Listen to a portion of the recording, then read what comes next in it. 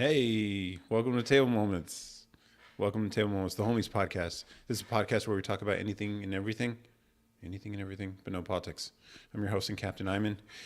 I think I might have to change the tagline to the podcast Beyond the Couch. I've been really getting into this e-commerce stuff, selling these wallets. I know I mention them every week, but I think it's nice to document the updates week to week so that I can look back at this or anyone else to see the journey and see how it starts. And usually it starts off very slowly. That's how it goes. And then it ramps up. And so updates on this wallet I sell. By the way, you can get it at tamo.tv. I'll put it in the description if you guys are interested. Let's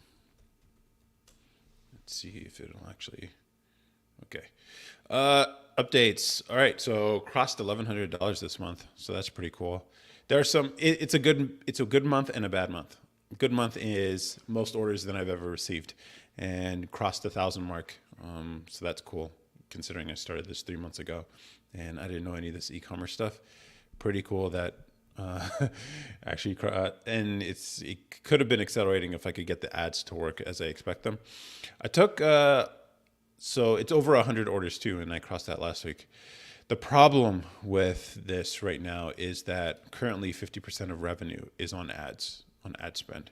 So of the 1,100, I'll probably keep about, it's not 50%, but I mean, it's a rough estimate, probably closer to like 45% of the $1,100. About 550 of that will have been on Facebook ads, which sucks. And it's not sustainable in the long term.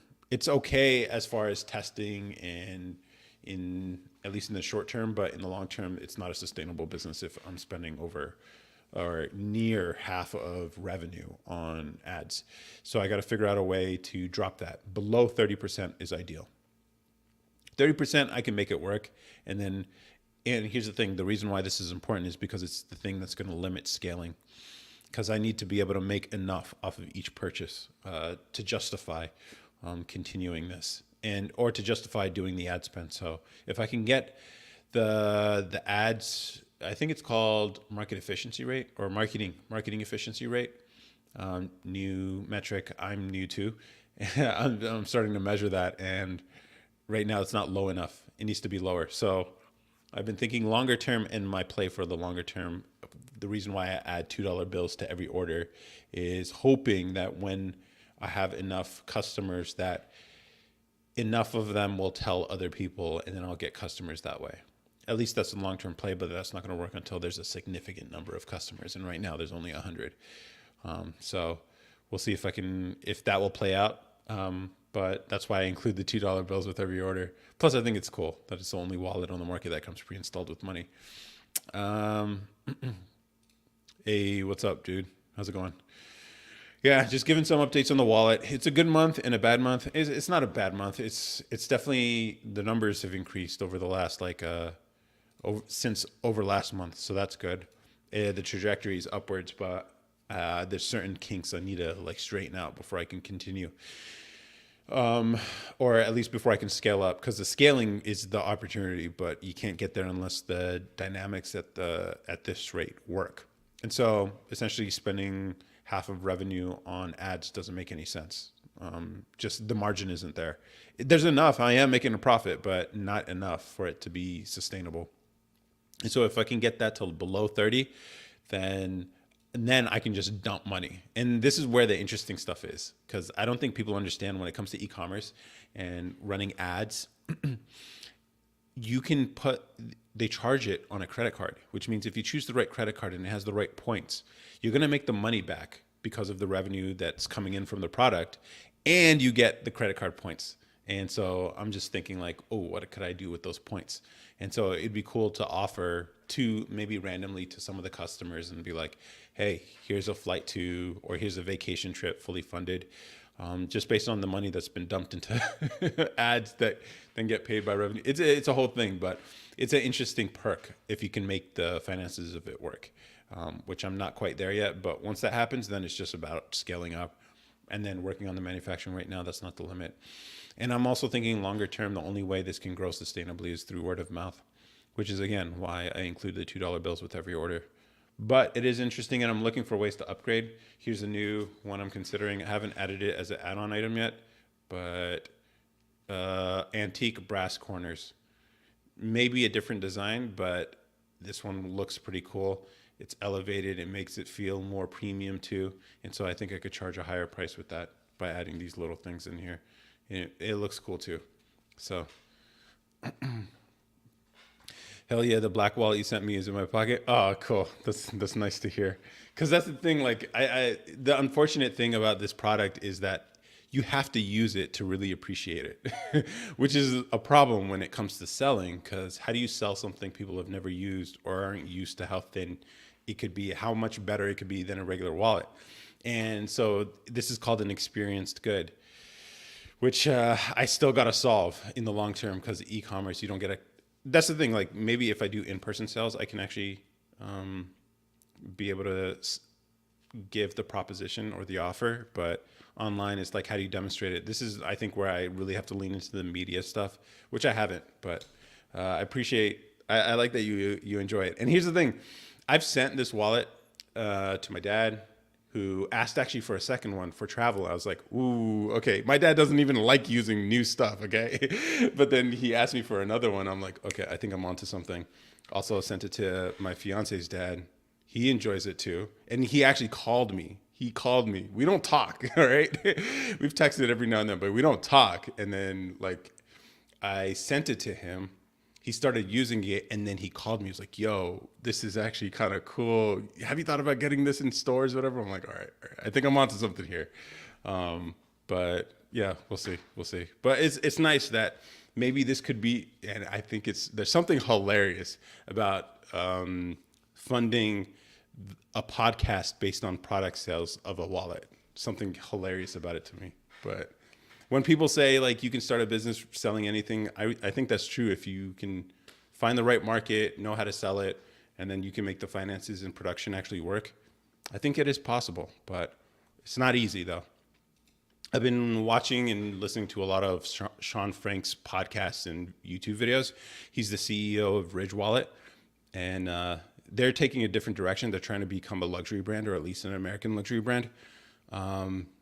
Different sort of like customer base, but it's been interesting hearing all the metrics related to that. And he's like, all right, so most men don't actually buy wallets. They're gifted wallets. And I'm like, oh man, that's tough to hear. But I mean, I think over 99% of my customers have been dudes. So clearly I'm getting guys to buy it somehow. And then there have been 5% of people actually bought more than one. So I think this is also interesting. People don't typically buy more than one wallet. And according to his metrics, men only buy a wallet every 7 years, but not in my case. Not in my case. So I think we're onto something here. I think you should make the wallet design have custom marking on the engraving all over the wallet as the clear bold one stamped. Wait, what do you mean? I think you should make the wallet design have a custom marking on the engraving all over the wallet as a clear bold one stamped. I'm not sure what you mean. I mean, like, I think longer term, yeah, I definitely want to, even like with the sheer seam that you see here, I think because I actually figured out a way to make my own, like, my own wires that can make this for me. So I'm thinking, what if I can engrave on the wire itself, like writing or text, and so it'll actually be fused in here, so there'll actually be some writing on there. I think that'd be pretty cool. Maybe the website or the brand, Table Moments or whatever, or maybe even the customer's name, so it can be monogrammed that way instead of like. And I think that'd be pretty interesting. But this is longer term for sure. And I actually collected a lot of I exported all the Shopify metrics, and I actually like, because I have over 100 orders, I think I can actually glean some information from it. And let's see. So I figured out the time of orders. Typically, the most popular time based on Central Time is noon and 4 p.m. Noon and 4 p.m. is when most orders come in, or at least the majority, or the highest number of orders, which is a total of 8, around noon and 4 p.m. And then the least is around 1 a.m. But this is Central Time. And I was wondering, like, why am I getting orders at 3 a.m.? It's because they're West Coast orders. So I think I have to factor in local time. The fabric has the logo wanted all over it. Mine has squares all over it. Oh yeah. Yeah, that's an interesting idea. I didn't even think about that. Like Louis Vuitton and wallets, they have the LV all over it. I think that'd be pretty cool. I don't know. The fabric just comes like this, which is why I can't really. Yeah, but like it'd be cool to like I have a crazy idea of eventually one day owning a loom so I can weave my own fabric and we could put designs in there. I think that'd be pretty cool. You get what I'm getting? Yeah, I got you. So I think that'd be pretty cool too. I think that'd be pretty cool. But one day, that's like longer term. But I think it's pretty cool. Just get into the men's accessories game. It's wild.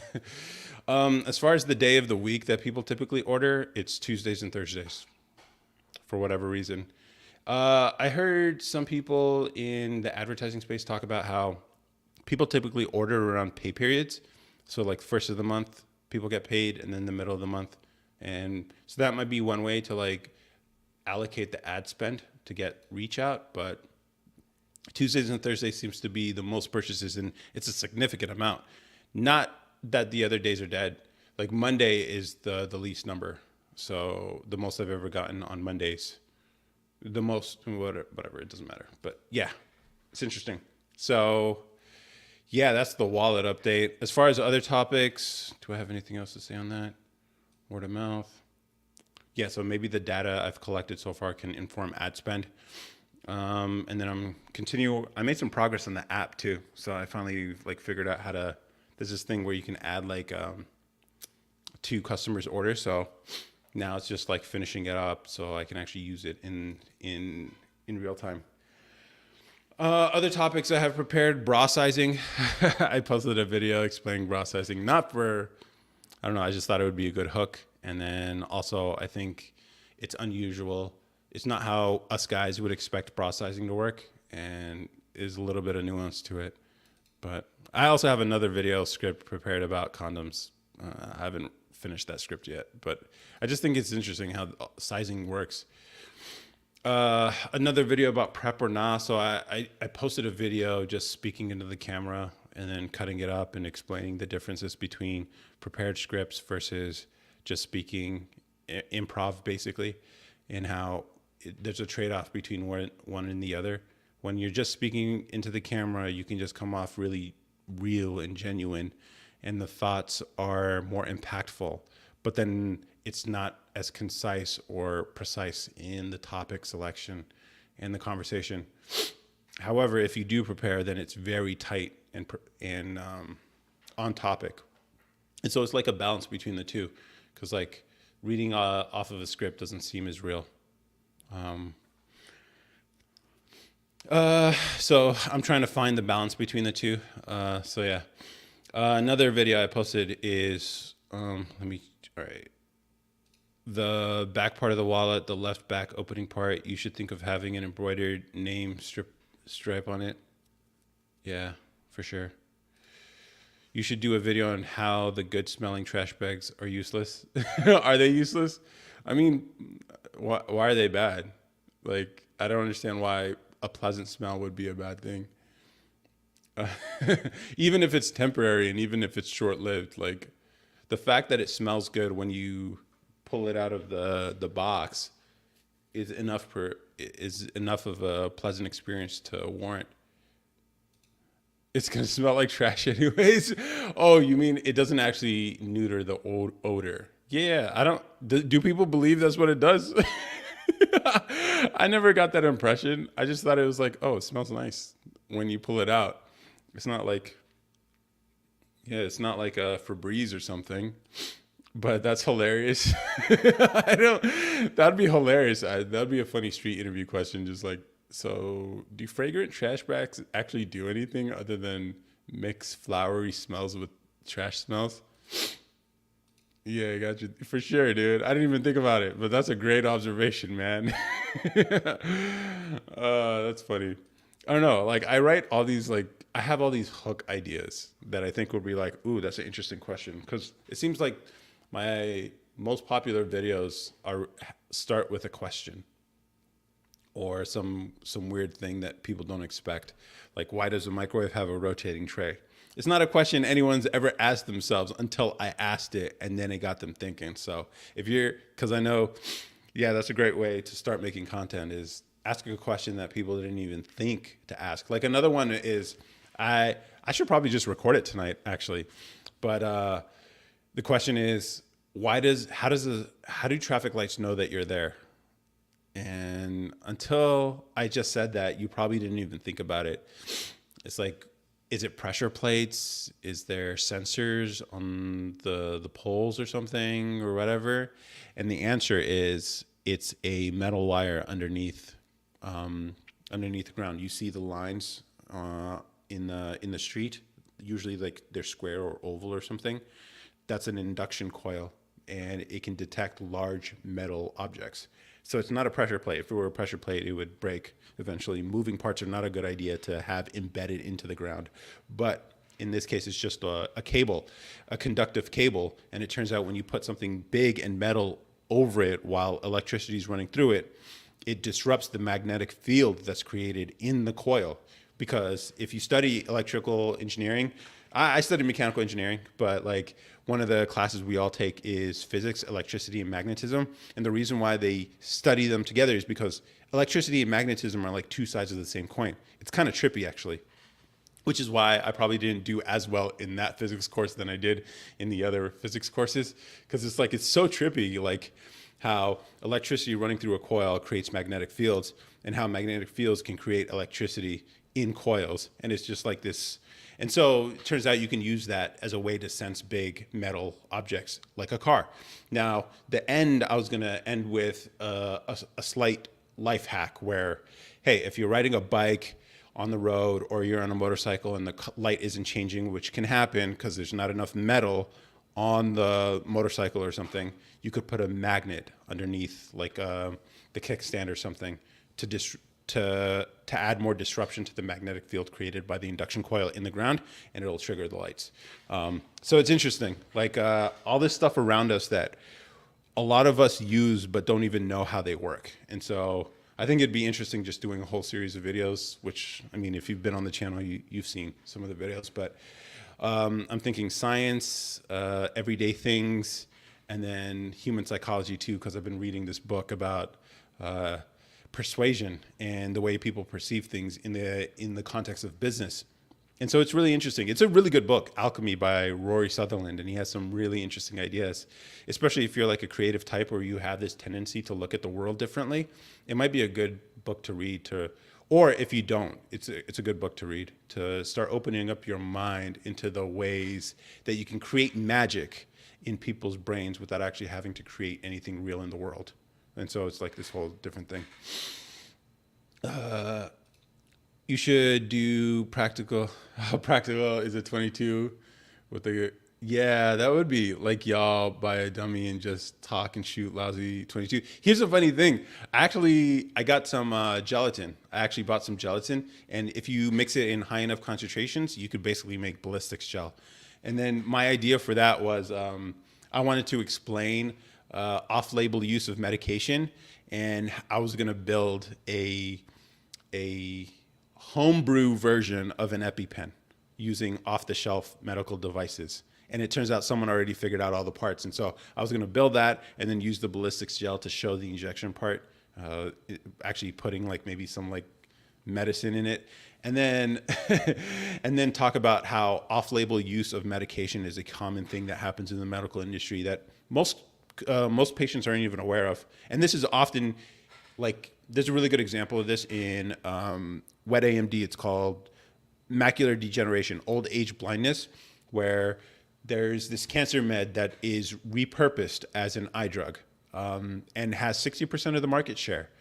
And it makes the cost of the medication a lot lower than the other drugs on the market that are actually intended to solve this problem, which is kind of funny because the remaining 40% of the market share that belongs to two companies, one of which I used to work for, is the reason why those companies are worth billions of dollars. So like, it's like they have a minority of the market share, but they can charge $2,000 a dose. And so it's like, it's this crazy thing. I was going to make a whole video about that. Is that died? Okay, yeah. The so-called liberal bullet. Yeah, I don't know. I kind of like the 22. Not gonna lie, as a form of practice. Like if you're new to weapons or anything like that, it might be a great way to just like get comfortable without like, I don't know, just plinkers, just practicing your hand-eye coordination instead of like spending so much more on the higher caliber rounds or whatever. But I don't know. I think it would be also interesting to like, and if you're gonna 3D print one of these, I think it would work best with the 22. I think it would. Uh, so I think that'd be an interesting project too, but that's definitely not safe for YouTube. That's for sure. um, let's see. And then I posted a video this week about won't believe in you. People closest to you won't believe in you. And then I tied it in with Jesus. I think it's Matthew, whatever. There's a line in there where he talks about, let me see if I can pull it up. I want to get it right. Uh, I don't know. I have this long script prepared too. Like there's so many, dude. Let me see if I can find it. Jesus. 2, 3, 4. Okay, so yeah, the title, the hook is "The People Who Know You Best Won't Believe in You," and it's in Matthew 13:56. Where then did this man get all these things, and they took offense at him? But Jesus said to them, "A prophet is not without honor except in his own town and his own home." And when I read that, when I read the book of Matthew, I was just like, "Yo." Everyone goes through this. If you've ever tried doing anything that's different from everyone else you know, or you're going on your own path that people just won't understand, it turns out like you'll find the people closest to you are not going to be the supportive people. In fact, they might even be discouraging. And it turns out the people who really mess with you, who will be the most supportive, are going to be strangers. And so even Jesus had to deal with this. So I'm just like, a part of me I used to be bitter about it because like even starting Table Moments, like literally this started off as a siblings podcast. The siblings aren't a part of this anymore. And even my brother, who was a part of this on one of these super early episodes, like one of the first, we were disagreeing about something politely. We were just like, we had a disagreement about something. I'm like, you know what, listeners, what do you think? Leave it in the comments below. And then he says, shut up. Nobody's listening to this. And I told him, not yet, but they will. So even he was a part of it and he didn't believe in it. That's crazy. But like, that's what you have to deal with. It just sucks. And then I read it in the book of Matthew and I'm just like, wow, even Jesus had to deal with this. I'm like, that gave me some peace. Not gonna lie. I'm just like, oh, everybody goes through this. This is not just a me thing. It's not just a my family thing. Everybody goes through this. And so it is what it is. So I made a whole video about that and it's just so common. It's just unfortunate because it's just like, I was even thinking, even with these wallets, like no one in my family bought one. It just is what it is. Like, I don't know. Nobody bought one. None of my friends, nobody. Like all 115 orders are from strangers. It just is what it is, man. That's just how it goes. Hey, Dreaming Memes, nice to see you here again. There are so many hot female chicks watching this stream. Not hot, but not hot. I don't know, dude. Are they on Twitch? No, they're on YouTube. I don't know. But yeah, so it's just, I made that video and I think it's a good one, but whatever. I know anytime you mention like Christianity or Jesus or anything on social media, it's probably not gonna do numbers, but I don't care. I actually don't make videos with the intent of like, it's gonna go viral. I just think it's like impactful and that's what I'm going for. And then lastly, I just posted a video today. What are those? I took so on TikTok a few months ago, I posted a video trying to explain why a NBA call by a ref declaring what looked like a 3-point as a 2-point and how it could have been possible. What they saw was actually a 2-pointer. And so I basically just use my shoes and some tape on the ground to explain how maybe the toes were over the line. It was not intended. I don't know what the rules are. I just wanted to explain how possibly it could have been ruled a two. Okay, that video went stupid viral. Like I think it's like over 16 million views or something crazy. And the only reason I made the video was one, to explain this, but two, to see if I could make a video without saying a word. So the entire video was just me showing my shoes, showing a piece of tape, showing the ground, showing me putting the tape on the ground, showing me put the shoes in place, and then showing the literally not a word spoken. And it's like over 16 million views. You know what's even funnier? Richard Jefferson saw it, and then he did like a commentary on it, you know, using TikTok's features. I think it's like a duet, basically. He's like, no, no. And then because I used my shoes, which are like Brooks running shoes, he's like, what are those? Right? And then I just made a video explaining like, these are Brooks, man. When you're serious about performance, you don't go with Nikes. You go with things that are intended for actual performance. I walk a lot. I walked 700 miles in those shoes that I now replaced. And here are the new ones. These are Brooks. Nikes, the Nikes that we buy are not the same Nikes that the athletes get. They're not the same. And so Nikes don't last. Maybe if it's like a performance event or whatever, or you have it specifically for a track meet and only that, fine. But like if you use them heavily, Nikes don't last. They don't last. It's all brand. Yeah, I made that video and I just posted it today. So that's the last video. Not hot. Twitch, there are 6 bot accounts viewing. Well, I mean, okay. I don't know. Their names all start with 00. Yeah, I think StreamYard, I don't see them. I only see you. So on StreamYard. Follow your dreams. It wasn't even a dream for me, dude. It literally just came out of the pandemic. I'm just like going with the flow, man. Letting the Lord take me wherever it takes me, man. Kind of like going blind, honestly. It's just like, since I'm doing it, I might as well do it. Might go to YouTube. Don't want them writing down everything I say. Fair. I get off-brand Nike called Jordans. Yeah, they're off-brand. Yeah. I don't know. I don't understand. I never got into the shoe thing. I never did. I remember, for me, shoes are just shoes. Shoes are meant to be worn. Shoes are meant to be used. Like I don't treat shoes like a fashion item, which maybe, I don't know. It just never occurred to me. They're shoes. Everything about everything I wear is usually hella functional, which is why it's very hard for me to justify spending more, at least as much as most people do, on apparel and clothing and accessories, which is why even I set this at a very affordable now it's $25. I put it to $25, but it's still a third of at least a third, but usually a fourth of the price of anything else that's being marketed on Facebook. So like eventually I might have to just raise it, because the weird thing about human perception is if it costs more, it's worth more. And unfortunately, having a low price point sends the wrong message, I think, to the wrong people. So I might have to figure that out somehow. I'm hoping like this content stuff lets people understand who they're dealing with, the person who made this and the kind of personality I have, where I am really trying to give as much value as possible at such an affordable price, especially considering how bad the economy is right now, apparently. I get off brand. I love Walmart shoes. I don't know about Walmart shoes. Like Brooks are worth the $70 you can buy them for. They are worth it. Very comfortable, and they'll last a really long time. Hey, welcome to YouTube, bro. How's it feel?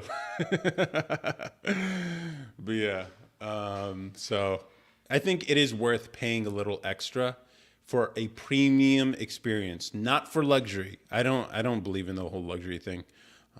In fact, although I could get into it, I think I've decided like I can't in good conscience get into selling luxury goods. I can't. I don't think it's part of the Christian ethos, because naturally it divides people, those who can have, and those who can't. It also elevates a certain type of person over another based on means, and can possibly create envy and desire in others, which, I mean, deadly sin and all. So I don't think I can. But as far as performance, if it's worth it, yeah, I think I can do that. I can do that. So we'll see. We'll see. This whole e-commerce thing's all new for me, but it's interesting. Like 3 months ago, at least it's bringing revenue in for the podcast. So I think that's pretty cool. And it's funny. I actually met with some people at a makerspace here in Austin, and we had this. They hold a monthly meeting for entrepreneurship, and it turns out like all the makers there are like me. We undervalue the things that we're making, and we all struggle with like selling.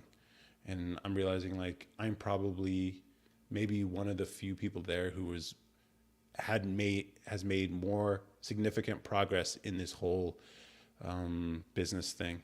And it sucks because the makers they know how to make stuff, okay?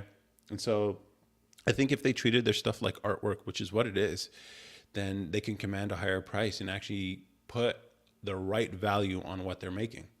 But I also understand how easy it is to be like, no, I don't need to charge that much. It's just like, it was easy to make. Yeah, it's easy for you to make. It's not easy for anybody else to make. And I think this is the difference. Like to me, I've made over 100, 120, probably 140 of these at this point because I've given so many away. And to me, it's just like routine. I have an order to prepare and then I'm going to ship out tomorrow. And it's just like, it's like routine for me. And so like, it's hard. I have to constantly remind myself like, this is actually pretty nice. It's actually pretty nice. My friend, Boom, might get banned from YouTube in Russia, and he has 41 million subscribers, and I only have 1 million subscribers. Really? What happened? Is it because of the Ukraine thing? Is it some sort of like NATO? Is it some NATO thing? That would suck, but okay.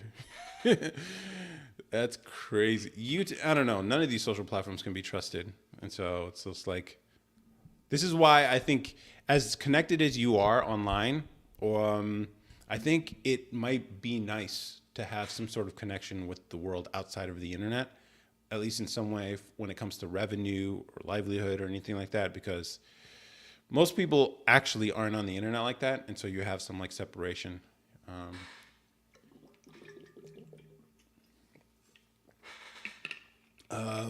They don't like his content. Yeah.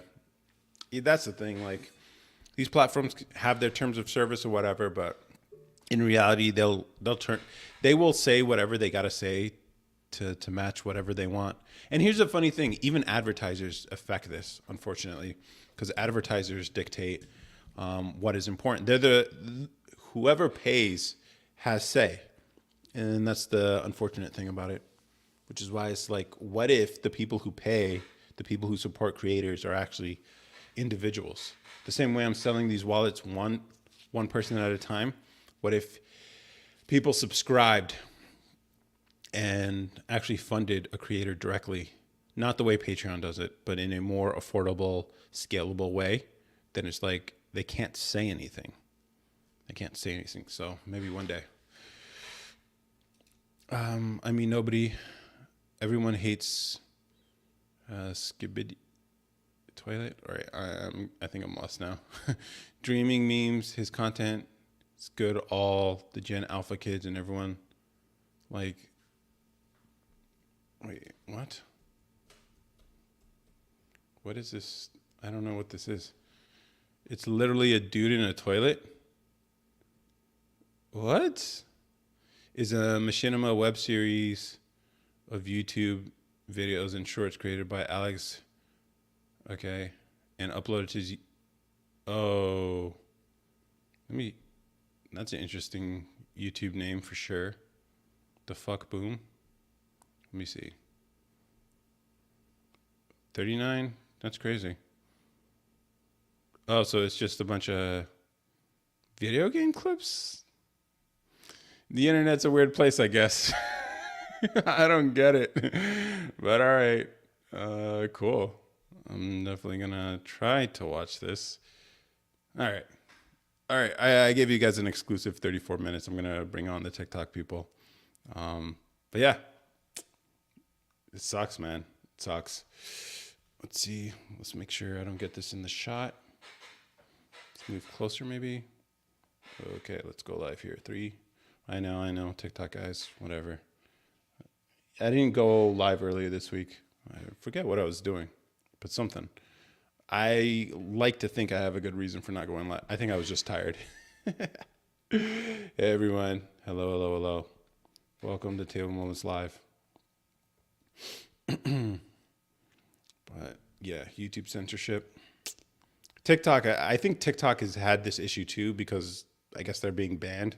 TikTok's getting banned. Wow. All right, so what's going to happen? I don't know. All these people freaking out about like their livelihoods and stuff, and I can sympathize, but then at the same time it's just like you became a slave to the platform. It is what it is. Hey Nana, how's it going? Nana. Yeah, I'm that girl. Okay. That's interesting. Or is it Nana? Is it Nana? I don't know. Welcome to the Table Moments, the Homies podcast. We talk about anything and everything. It's basically just videos. It's based on a podcast, by the way. A recent episode published on YouTube and the stream and the feed. But basically, I just talk about whatever I want and I post videos about it. So, hey, bro, why do you think younger guys experience severe loneliness? Because they're alone. Like, why do they experience it? Younger guys, especially because unless you have all your stuff together, it is hard for girls to really. It's not even hard. It's just like I think a lot of guys get in their own way because it does feel like they're not really interested in you. Although, like, if you got that right energy, they'd love to hang out with you, dude. And so I think a lot of guys. Here's the thing: I don't even blame guys for thinking that because you are brainwashed. A lot of younger guys are brainwashed into thinking they aren't anything worth being around unless they have money and all that. It's like girls don't even care about that. They do care that you can provide, that you can at least. But even then, you run into girls who are like really that ride or die kind of, and those are special. They're rare. Don't get me wrong, they're rare, but there are girls out there. Also, there are plenty of girls who are just as shallow as dudes are. So just being fit is enough to get them to hang out with you. A girl's never asked me, ever asked me how much I made, ever. And it never mattered. Whenever we went out, it wasn't a problem. And yeah, it's crazy. Like, especially when you become the type of person they find attractive, like, you can actually get away with a lot of stuff. It's crazy. But you know, when you're young, you're kind of awkward and you haven't figured all this stuff out. So I think a part of the loneliness is like the ineptitude that comes with not having gone through a lot of the stuff that you supposedly should already know. So you have that thing working against you. But I mean, that's just like putting yourself out there, going through the embarrassing situations, like go out on a few dates. And it's hard to even get a date because you'll mess up a lot on the dates. This is where like online dating can help. Yeah, you need good pictures, guys. Sorry. It just is what it is. It don't have to be great, but they have to be better than the mirror selfies. Women can get away with mirror selfies. You can't. And so there's a lot of things working against you when it comes to figuring the basic things out in life, especially when you're early on. Some guys are fortunate enough to have mentors or father figures or even dads who showed them everything that they needed to do or all the things that they needed to learn. But a lot of us didn't. A lot of us didn't have that. So you end up having to learn it yourself. That's probably also contributes to the loneliness because you end up having to figure everything out yourself. This is where the internet's come in, and the internet dads have helped so much. This is where YouTube, and just watching that kind of stuff. I don't know if that answered the question, but yeah. Let's see. If I have kids, I will treat them like the old school parents telling them to find a stick outside. Yeah, tell your kids to go outside. It is what it is. They're called introverts and they get easily offended. What, you mean who? Men or women? I will piss my pants on the first date because I'll be scared. Why would you be scared of a first date? You shouldn't be scared of a first date. Why? Keep it light. Here's the thing. You're not trying to woo her off her feet. You're literally just meeting a new person. That's all it is. That's all a first date is. I don't know. And I know it's easy to be like, oh, I want her to like me. It's because you don't have options. This is where the abundance mentality comes in. This is what all the RP guys talk about, abundance mentality. When you know there are plenty of girls, then you're not nervous about Obviously, you'll be nervous if it's a new experience for you, but you'll get over it. Um, just treat her like one of the homies. That's all you got to do. Yo, mama, all oiled up, jumping up and down on a trampoline, says Matt Green. I'm not sure why, but okay. Be where your feet are, whatever that means. Women are scary. No, they're not. No, they're not. Women are not scary. They're not scary. What? No. I think it's easy to think that because you have the world telling you that. I think it is some sort of gaslighting that we're all undergoing. Here's the thing: when I was younger, I never understood it because I was like, "Screw the world. The world has everything wrong." How's that, dude? But I guess I'm kind of different. It is what it is, though. Girls are not scary. In fact, they find you scary. So maybe that helps. I hope that helps. I don't know. Obviously, you don't want to come off as threatening. That's never a good position to be in. But yeah, whatever. It's just, yeah, don't even trip. Like, uh, yeah, I don't know. Me taking the homies on a first date, no homo. No, I guess you could do a group date if you really wanted to, but I don't recommend it. I think it is important that you actually learn. Here's the thing: if you go on enough dates, it becomes routine and it gets boring. Actually, like I got to the point where and you find a routine too. You figure out, all right, here's my date spot. Here's the coffee shop I always go to. Usually at this time on this day, I invite, and then it's funny because the people who the baristas will get to know you. I think I got to the point where it's like this guy comes in like every few days with a different girl. Yeah, it's like most first dates never become second dates, and that's how selective you guys should be, and how selective she should be too. Unfortunately, my mom had blocked your number. Okay. Yeah. So I don't know. I wouldn't be too worried about girls, and it's like just get the practice. Even sometimes you might need to go on a few dates just for the practice. It sucks, but it is what it is. My man, a player. It's not even a player, dude. I'm not a player. I'm not. I'm just, once you got a system and you know the kind of girls that you seem to attract, then it's just like routine. It's routine. That's all. And then you're like, oh, and weirdly enough, the pattern I noticed with all the girls I ever got into a relationship with, they were all early for the date. Because one of the patterns you'll notice is women are typically late, usually around 5 minutes late for a date.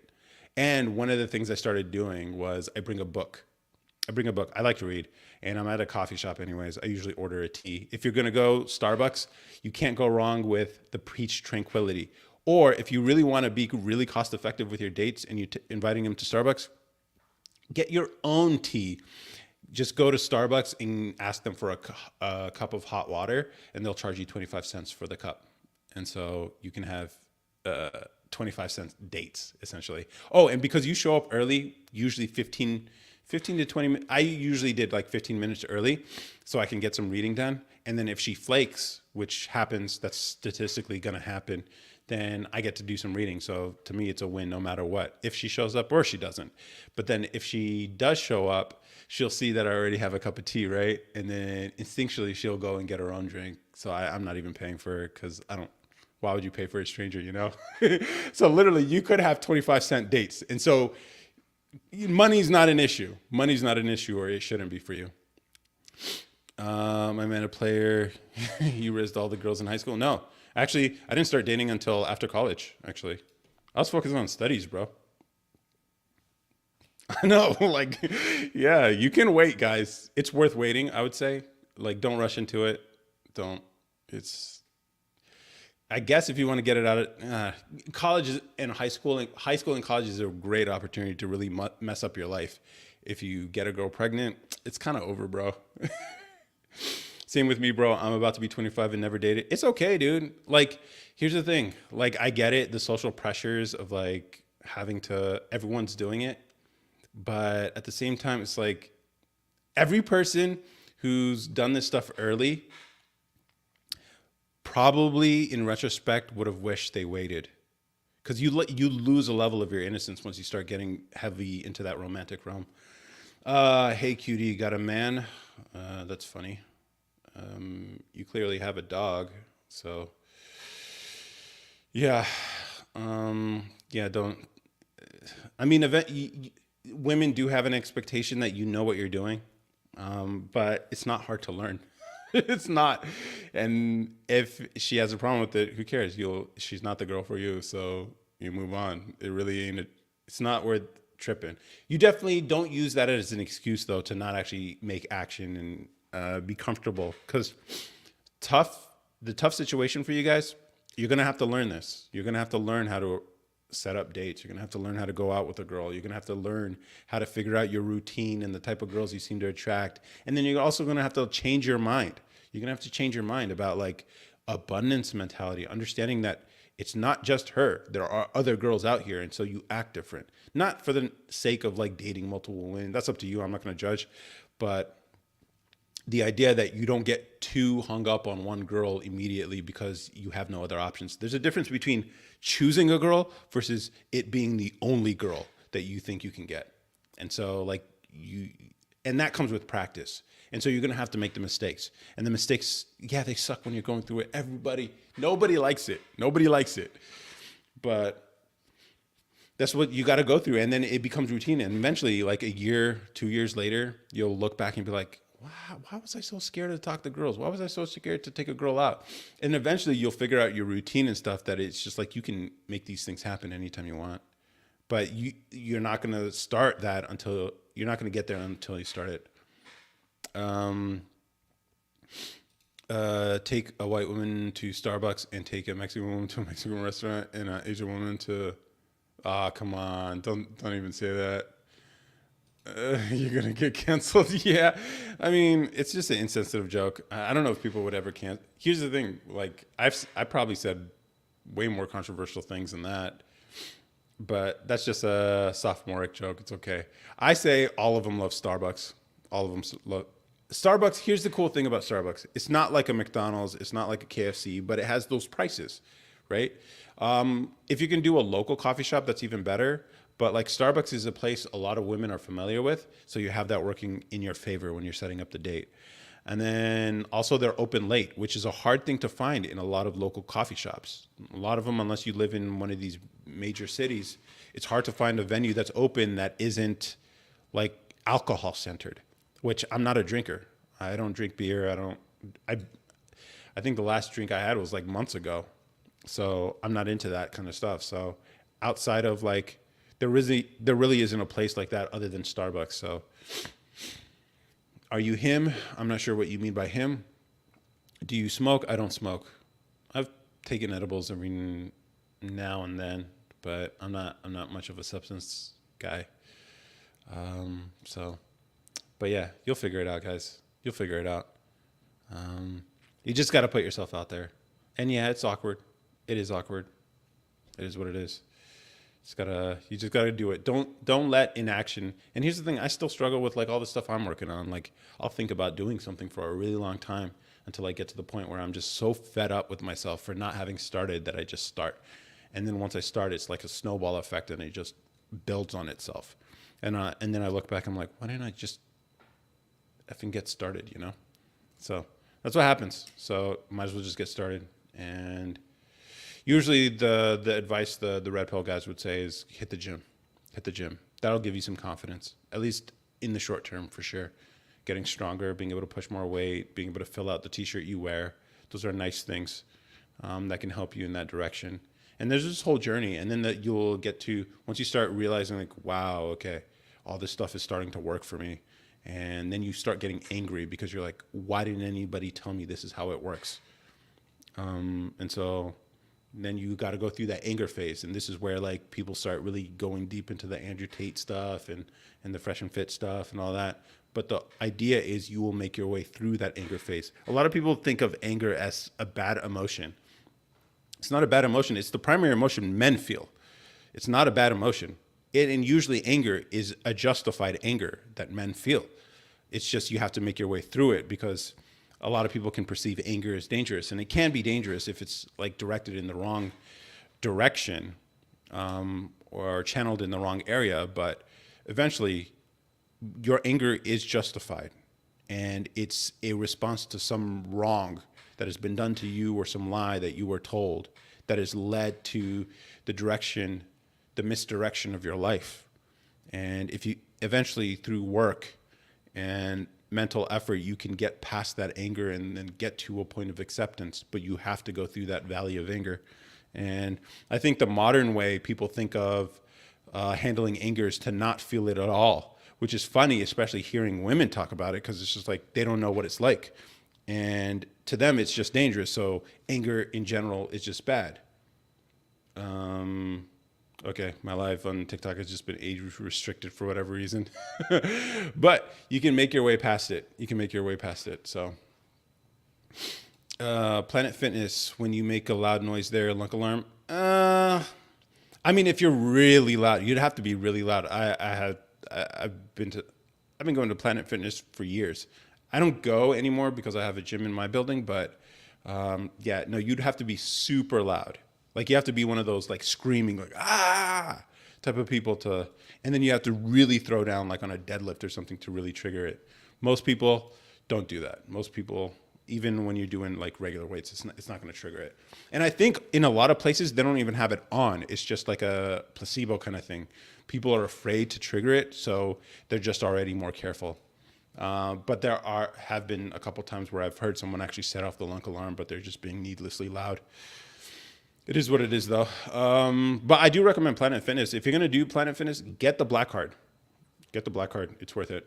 So you can go to, especially if you like travel or you go to different areas or whatever, it might actually be worth it because you can just go to any Planet Fitness membership or gym. Okay, I don't get it.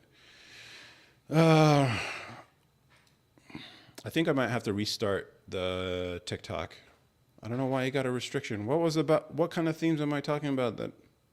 Whatever. I'm going to restart the TikTok. All right. Goodbye, Mama Mo Blue Editor. Hopefully you can see me back on the live here.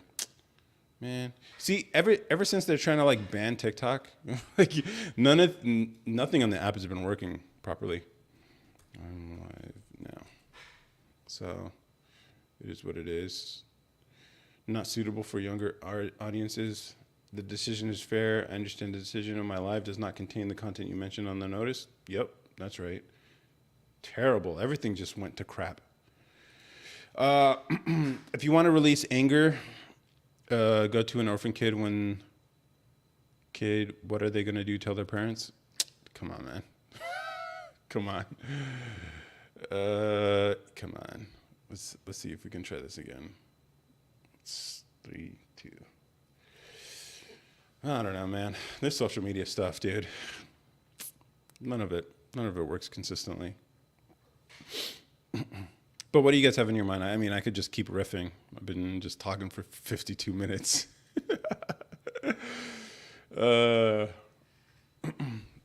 Hey, Yvonne Carlos, Ibida, what's up? What's up, Ibida? Clearly, that's a stock trader for sure. Young Zaddy Stepa. Interesting name. El Rey, what's up? Yeah, how's everyone doing tonight?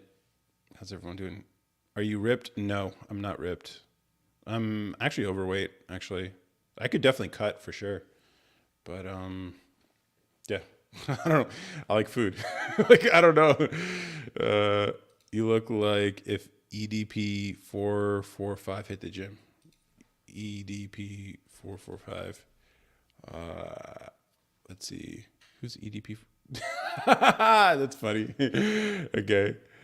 I'm not ripped. I am a big guy though, not gonna lie. Like definitely if I dropped weight, if I dropped like 30 pounds, which it would take about maybe like 4 or 5 months or something, I would be pretty cut, not gonna lie. But I don't know. I don't care to. Here's the thing. I know I should. That's the thing. I know I should, but I don't know. Eating clean is kind of. I like food. I like bread. I really like bread. Bread is amazing, guys. Bread is amazing. I've been making my own bread too. Bro, go drink some water. Because of my lips? Is that where I have water here, dude. I do have water here, but yeah, it is what it is. Faith189, what's up? Nasiru, Hey, how's it going? I like your beard. Oh, thanks. Thanks. Go for a bulk, then cut. Yeah, that's essentially what I'm. I guess I'm bulking, not intended to, but yeah, just been doing that. And I walk a lot though. I walk a lot, at least 3 miles a day, sometimes six, a few times, sometimes 9 miles a day. And so it's just I don't know. It's like everyone has a different body, right? And so it's like for some people they really struggle to keep weight on. Those are I think more rare than people who struggle to keep weight off, right? Because like our bodies are evolutionarily designed to retain calories, to retain energy. And considering like all the food that we consume these days is highly packed with calories and energy density because sugar makes everything taste better and it's a cheap ingredient. It's easy to consume a lot of it so quickly, which is why I've been putting in the effort to like actually bake my own bread too, on a pan though. And I think that's the way to do it. If you're gonna bake bread in your own bread, do it in a pan so you can make it fresh anytime you need it. So it only takes like 7 minutes to cook a piece of bread, and it's like a nice fluffy because it's yeast and everything. It's actually really good, and it's incredibly filling too, and it doesn't make you sleepy like normal bread does. Hey Janet, how's it going? Don't forget to follow me. One love. She's Habesha or she's Eritrean. Okay. Uh, would you believe if a fat person said they forgot to order salad? No, I don't know what that means. This is why Japan lived longer. Maybe. Yeah. Something about the food, man. Whatever preservatives they're putting in bread and stuff is the thing I think that gives us itis. Because I've been making my own bread. I just ate like really good amount of like homemade bread today, and a lot of it too. I don't feel sleepy at all. In fact, I feel very satiated too. It's crazy, and it's easy to make too. It literally is just like Ryan Peterson, where'd you get your haircut? In my bathroom. It's just a razor. Or do you mean the beard? Nothing. It hasn't been cut in a while.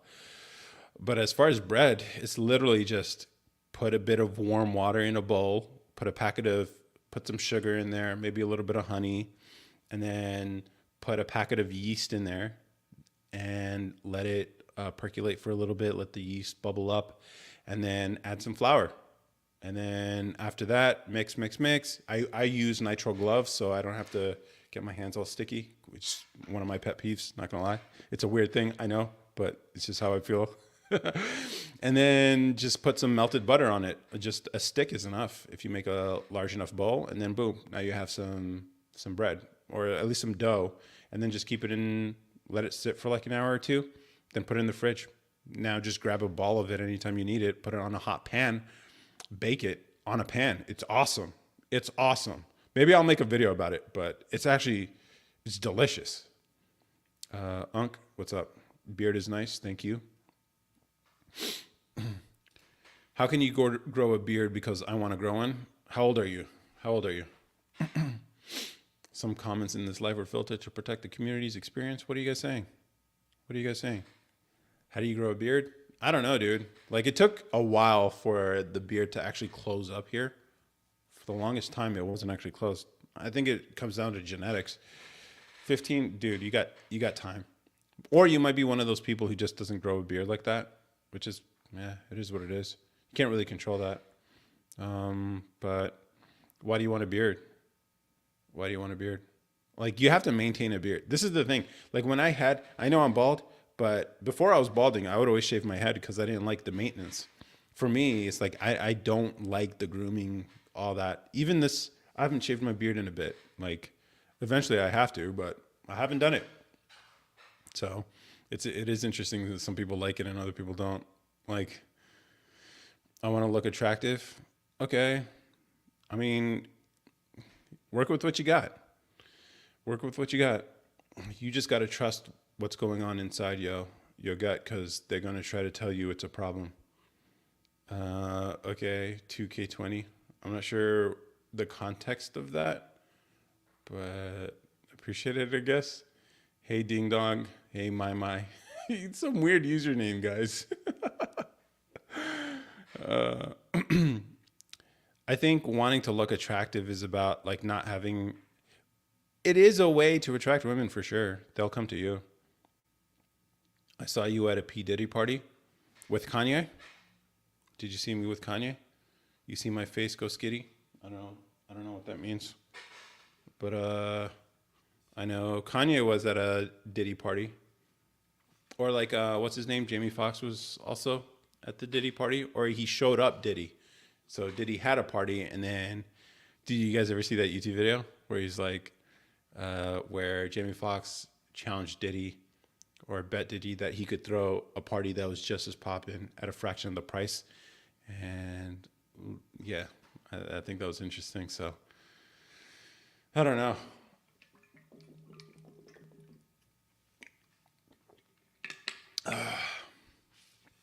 Bedina Angelo, what's up?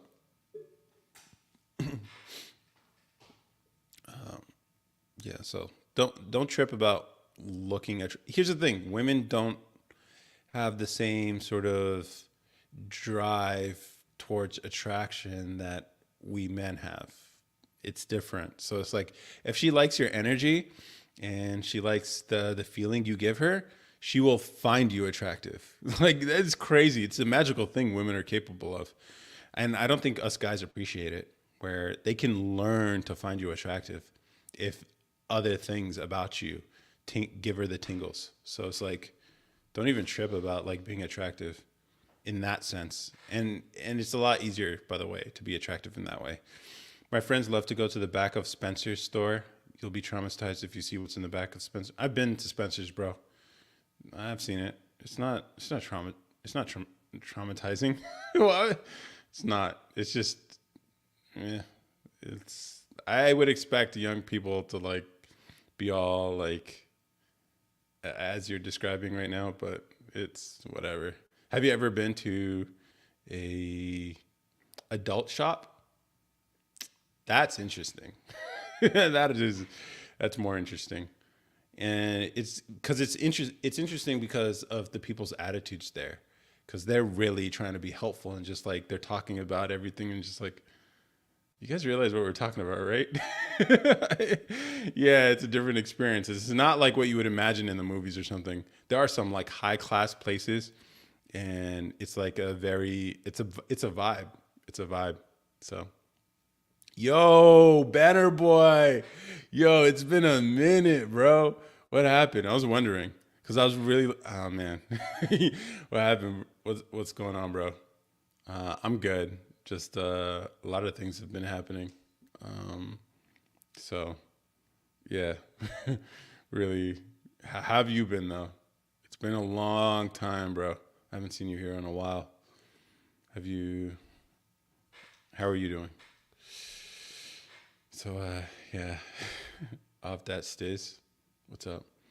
Well, you're talking about adult stars. Is that your life now? No, this is just a question. Kid here on YouTube. Talking about Spencer's and how traumatizing the store Spencer's could be. This is like, nah, adult store's different.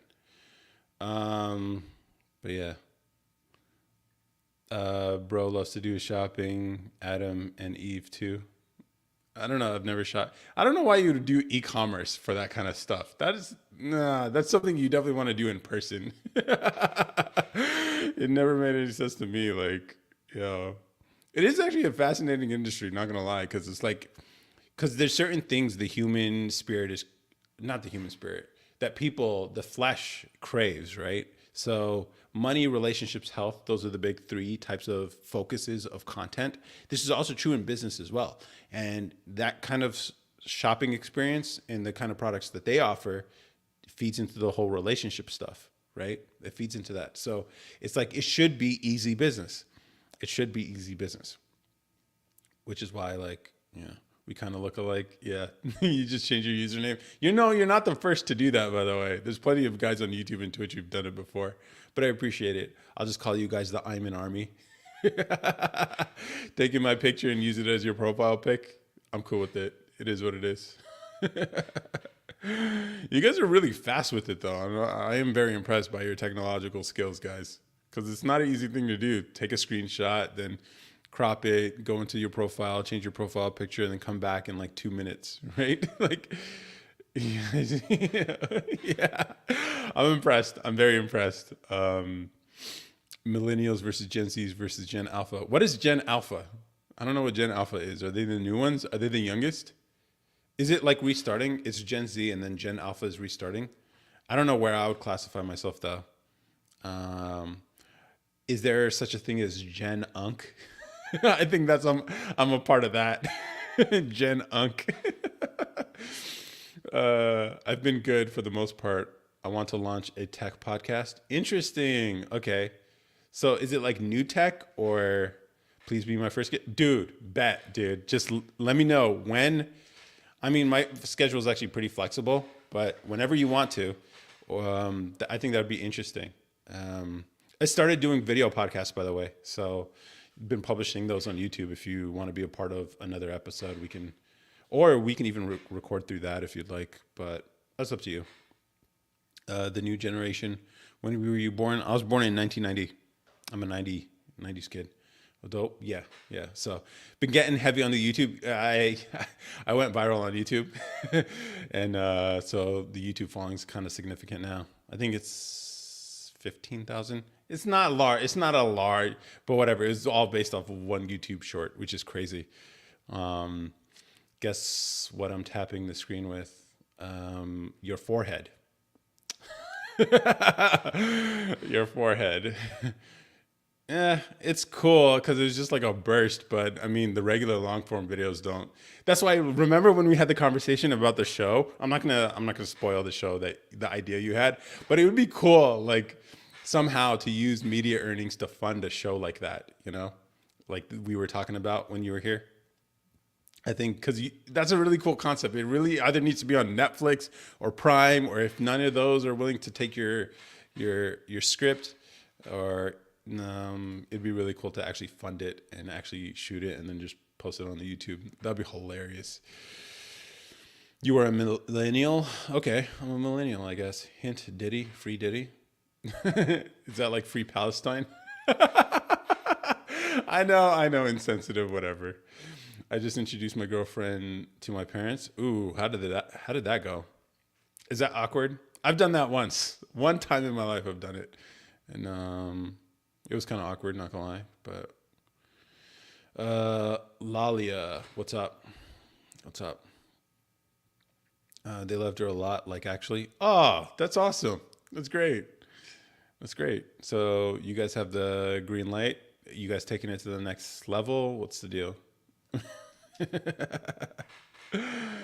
But yeah, we're Pakistani. She's American, but she's super mature and level-headed. Does she love Pakistani food?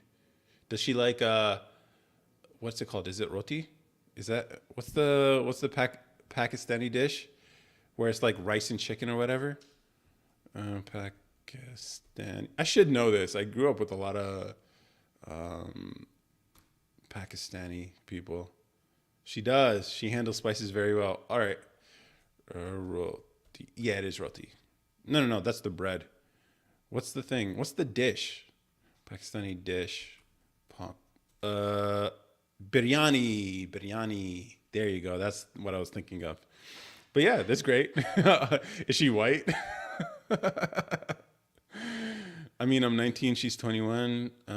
She's very much career oriented. So am I. So we're gonna wait. Okay. Interesting. Okay, that's cool. Yeah, if it's like a lot of like ethnic communities, I don't know. I'm glad it's working out. I'm glad it's working out. That's a good thing. But yeah, Mhm. We gotta catch back up soon. Yeah. Are you still East Coast? I mean, you're all over the place, bro. I'm still in Austin, so but yeah. And maybe like oh, Miami. Okay, cool.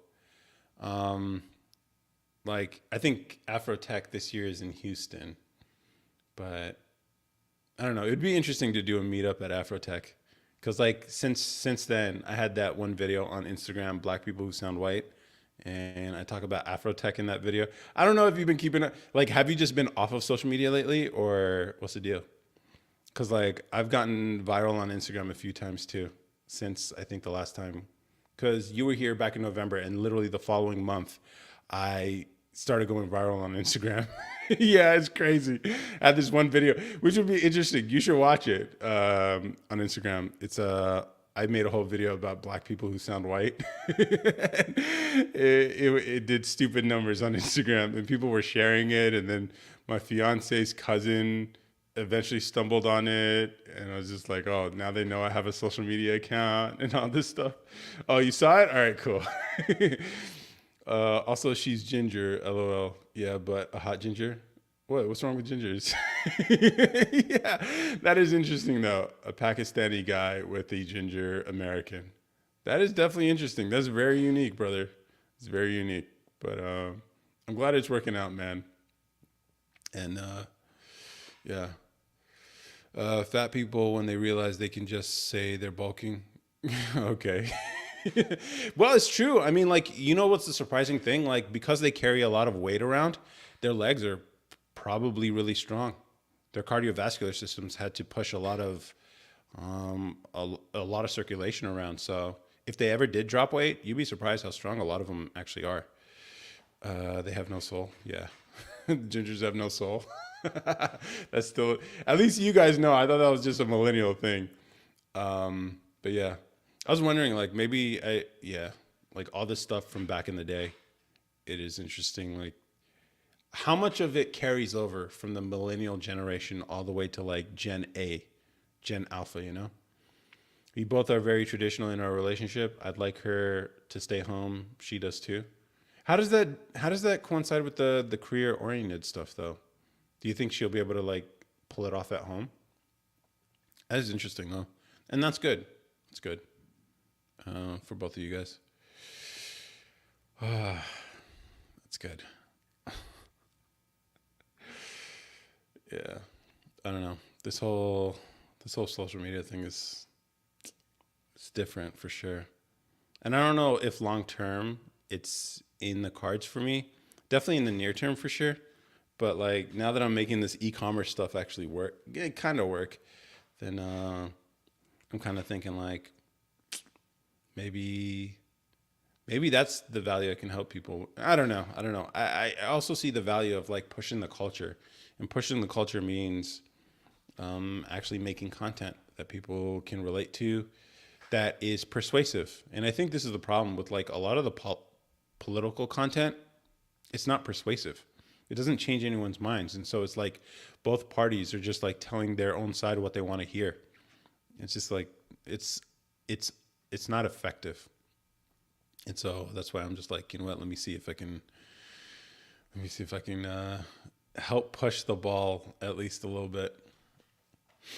Will work at the start of the relationship, but eventually we want kids. She'll quit. Yeah. Just make sure you guys are careful though. Make sure you guys are careful because it's so easy to get trapped in the whole working world stuff. I saw this happen in real time. It's like it took once you get trapped, they call them golden handcuffs for a reason. Not necessarily that you'll be in a situation where they're paying you so much, but even just the security of a paycheck. Like what is it? Nassim Taleb says the two most addictive things are heroin and a paycheck and a monthly salary. And he ain't wrong. He ain't wrong. Like once you start collecting that monthly paycheck, it's hard to turn away from it. And that's essentially what they're paying you to give up on what you're meant to do. And you know what? I've seen a lot of people get trapped. They get trapped in that working world. You're probably young enough, you're still in school or something maybe. But like, yeah, once you start working and you get that paycheck, you get the benefits and you upgrade your lifestyle, because that's what people typically do. It's lifestyle creep. Then you become sort of dependent on it and you're like, oh, we can't walk away from this. Or with you and her, you guys get used to two salaries. You get used to two salaries and you live as people with two incomes, which means you have a nicer place. You each have both nice cars and all that. And so it's an easy way to be like, oh, we can't go backwards in lifestyle. So if the plan is that she will end up staying at home and this is what you both have decided, then make sure you guys live off of one salary because that's what you guys are going to expect. Unless she can work something out earning money at home. So just beware of that. But otherwise, sounds like you got a plan. Oh my God. It's age restricted again. Gen Beta starts in 2025 and Generation Gamma starts in 2040 and Gen Delta starts in 2055. Okay. I'm starting to do flipping on eBay. What are you flipping? Or are you trying to keep it a secret? I don't know. I've seen some people like flip trading cards and stuff. Hey, Damon's Math Shop. Hello from Orlando. Hello. Hello. How are you doing, man? I'm a proud math teacher and owner of Damon's Math Shop Tutoring. Let me check that out. Damon's Math Shop Tutoring. I actually have some opinions about math teachers, and probably not good ones, but you're probably one of the good ones. Ooh, interesting. The Math Shop. Okay, math teacher and owner of the Math Shop. I like the Math Shop. That's a great handle. I don't know why Instagram took me to the Russian Instagram. But like, let's see. Yeah, I'll check your stuff out for sure. But here's the thing, like, yeah. All right. Yeah. So, do you want to talk about what you're flipping? And if you're flipping something small and thin that can fit into an envelope, I might have just the app for you, or at least something you can use to help increase your margins if you're interested. I've been using like the envelopes, like you guys on YouTube, you guys know I've been selling the wallets and stuff, but I'm experimenting with new package designs and stuff. I think that's pretty cool to be able to put like a flow like water, Bruce Lee. And I print these myself so I can put whatever I want. It's a fake address, don't worry. It's Steve Jobs. But I think it's pretty cool. And I put the watts in here. So yeah. Off that stiz. Why do you keep changing your profile picture? Random videos, just here to have fun, trying to get to 500 followers. Okay. Hey, Blacken TF und. How's it going? How's it going? Oh. Let's see. Thrift store stuff for now. Once I turn 16 and have a truck to flip bigger things. Ooh, that's smart. You can find some really valuable things from the thrift store. I get thrift store, especially if you have a good eye. Apparently, couch flipping is a thing, and if you have a truck, could be a really easy way to get couches people are trying to get rid of, clean it up a little bit, and then sell it for like a few $100s or something. That could be really smart. At least in the near term, if you need some money, for sure. Hi, good. All right. Let's see. Profile, no bio. Basketball. Cool. I don't know. That's the thing with e-commerce. It is pretty interesting because like the platforms takes their fees, which I don't know. I feel some type of way about it, but at the same time, like, what else are you gonna do? You know? And even like if you want to sell things through Amazon, they take a hefty fee too. Except you don't have to worry about marketing costs. And so it's like I'm learning all this e-commerce stuff and all the issues that come with it. And I'm like, wow, there's all these problems when it comes to selling things online. I've been watching a lot of Rory Sutherland videos where he's explaining marketing and looking at things in a new and interesting way. And one of the things he pointed out today in one of the videos I watched was like, I think people overestimate the value of e-commerce. Like there's a reason why stores exist and will continue to exist because the conversion rates are a lot better. Like people, and the return rate's a lot lower too. Because one of the things I guess people do is when they order stuff, especially clothing online, they'll order multiples of the same thing in different sizes and then just keep the thing that, or order multiple things of different things and they'll only keep the things that fit and return the rest. And it's just like, shipping is expensive, guys. I don't know if you guys know that. Shipping is actually very expensive. Like that's why I ship these in envelopes and I put a stamp on them. Because like if I did the standard USPS ground shipping, that's $4. Instead, I could just use a 68-cent stamp And that's why I really like this product. It's the advantage of having a thin wallet that you can put it in an envelope. By the way, I sell these if you're interested. I don't know. Like, I always forget to plug my own product. Like, I don't, whatever. Invite me? No, I will not. Love God, Maddox, Baston, 1,000, please, Tennessee on top. I don't know what that means.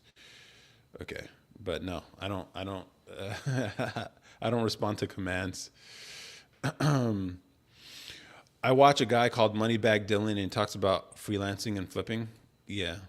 It's always these younger people who are giving financial advice, and I'm just like, I don't know if they should be. I'm open. Open a drop shipping store once it failed. That's the thing with drop shipping. You have to factor the thing they don't talk about when it comes to drop shipping is customer acquisition costs. It costs money to get a customer. Okay, I love you. You are the best. I appreciate it. But yeah, it costs money to get a customer, which kills the profit you could make on drop shipping. Because as an idea, when it was first new, when people weren't drop shipping as much as they do, it's like you can make all the money. And here's the thing: Facebook ads, Google ads, all of them were hella cheap, very affordable to get your stuff in front of people. And the CPMs, the cost per milli, the cost how much it would cost to get in front of people was much lower. But of course, these social platforms, once they get big enough and they have enough control, they're going to charge more to get in front of their customers. That's the way they see it. And so then the store isn't viable anymore. And so that's the problem with dropshipping. So like, unless you find the right product and you can get enough volume for it to make sense and your conversion rate's high enough, it's probably going to be a losing venture. And this is what I like about this. This is custom. I make it myself. So I don't actually have inventory of these wallets. I don't. I literally make them to order. I have raw materials, which, I mean, even just turning the fabric into a finished wallet, that's the most labor intensive part, and I've got it nailed down pretty good. But like, as far as material costs, I don't. There's no bulk orders. There's no like supply chain I have to worry about. I don't have to worry about like customers being like, "Where's this stuff?" Because it hasn't arrived in 2 months because it has to be shipped overseas. Like, there's so many things that can go wrong with drop shipping, and so the people who are successful at it usually are doing something. Usually have some sort of advantage that they're probably not telling you about.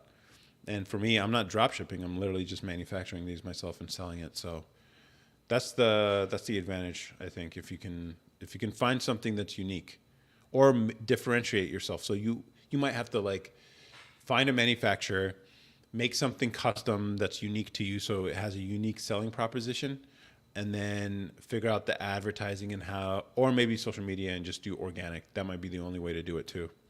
And so it's a tough thing. E-commerce is tough. It's very tough. That's what I would say. And I've learned a lot from this, and I'm still not even close to being good at this e-commerce stuff. I am profitable, but not as profitable as I'd like. And so I got a lot more to learn.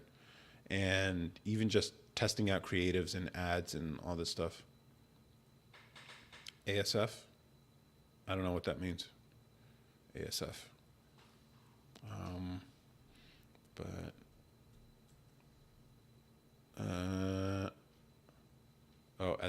okay, extremely so.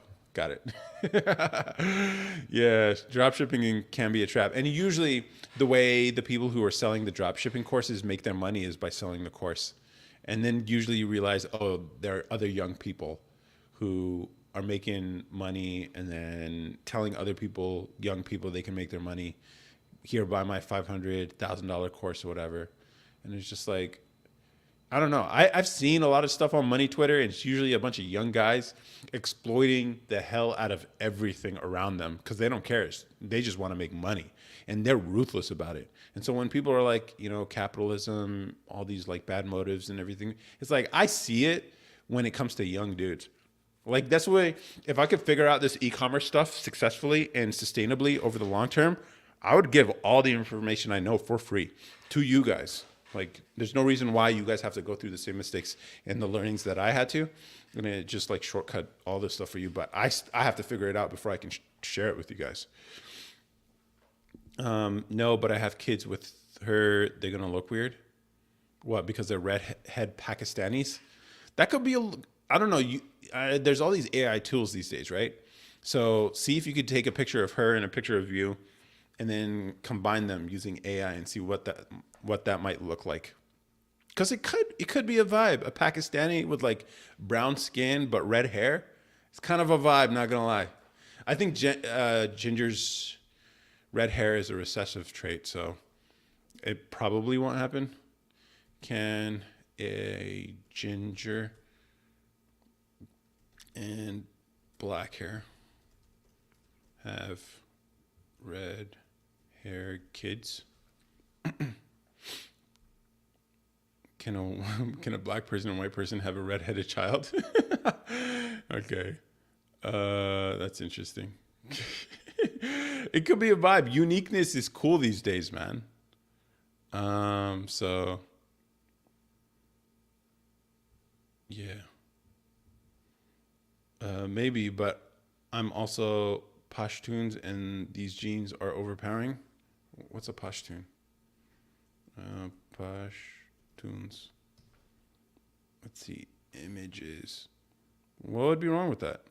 I don't know. I think it'd be cool. No, like the famous girl picture with the green eyes. Is that her? She's a Pashtun. What sets the Pashtuns apart is their practice of Pashtunwali, which is the unwritten code of honor. Women are central to this code of honor, which is to preserve their modesty and chastity.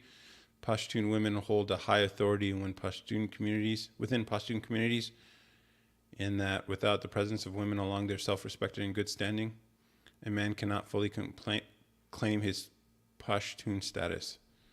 If it's the girl with the green eyes, if green eyes with red hair, man, that is an interesting combination.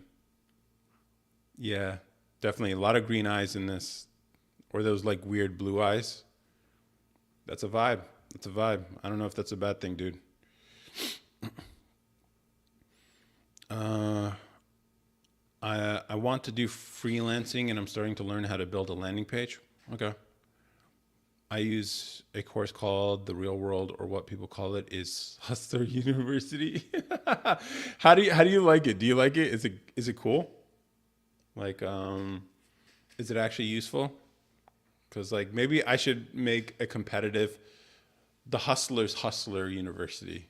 Because like Hustlers University sounds like it's supposed to be, you're supposed to hustle and work hard, but all the stuff I've heard, I haven't subscribed. Maybe I should just do that as part of a video to subscribe to Hustler University, or maybe you could tell me what it's like, and then I can see how it is. But if I'm seeing the stuff on there and it's just isn't quality and it's leading people astray, maybe I should just make a competing one on school, and then maybe like make it a free.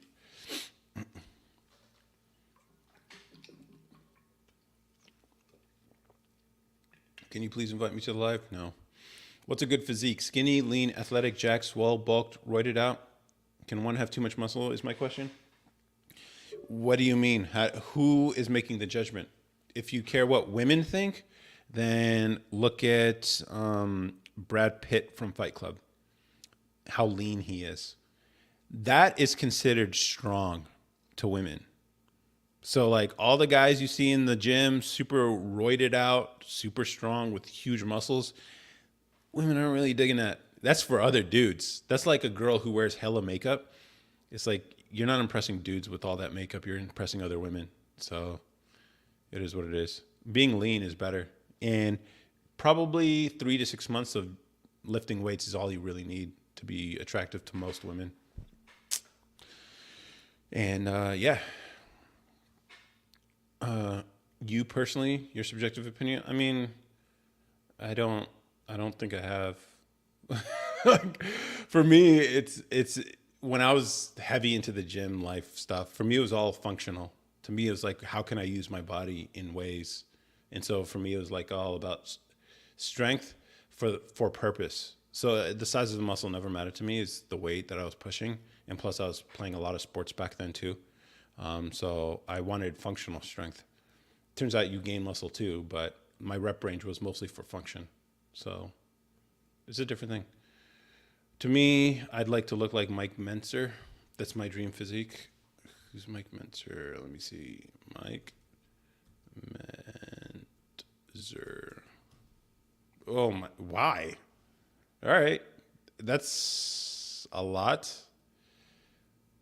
And he died at 49 years old. Probably roided out. Is that worth it? I don't know. He's 5'8" too. They show the course they have before you join. Okay. Let me see. Is it still called Hustlers University? Hustlers University. How do I... Oh. How do I know which one's the real one? Because I'm sure there's a lot of... Hustlers University 4.0 by Andrew Tate is the start of your journey to financial freedom.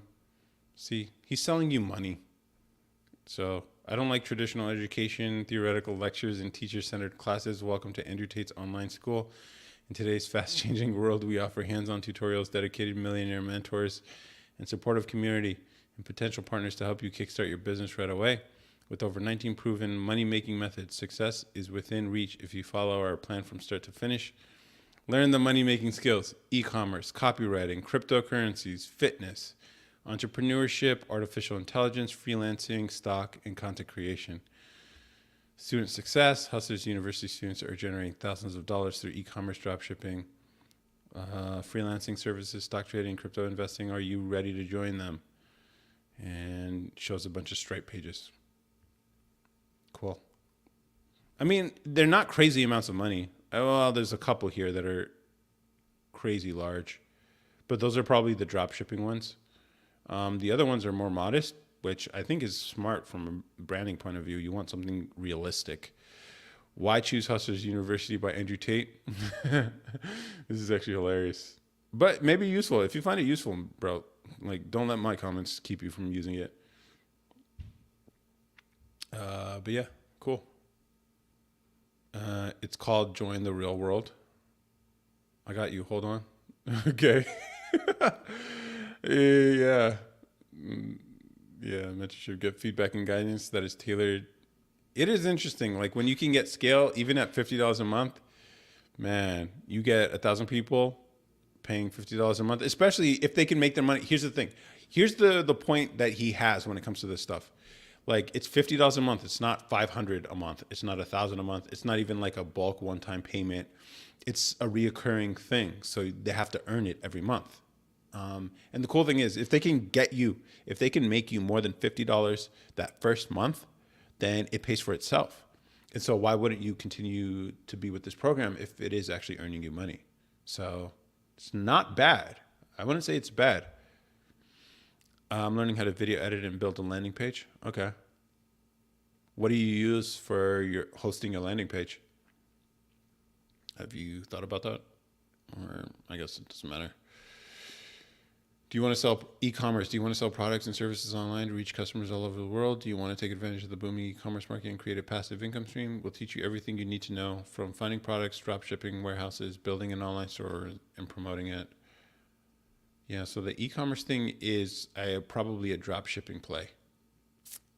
Yeah. Copywriting. I don't understand copywriting. Like, mastering the art of writing, engaging, persuasive, converting copies is the key to helping any branch generate more sales. Honestly, the thing that generates more sales is a really good product. And then it comes down to communicating, I guess. So maybe it is useful.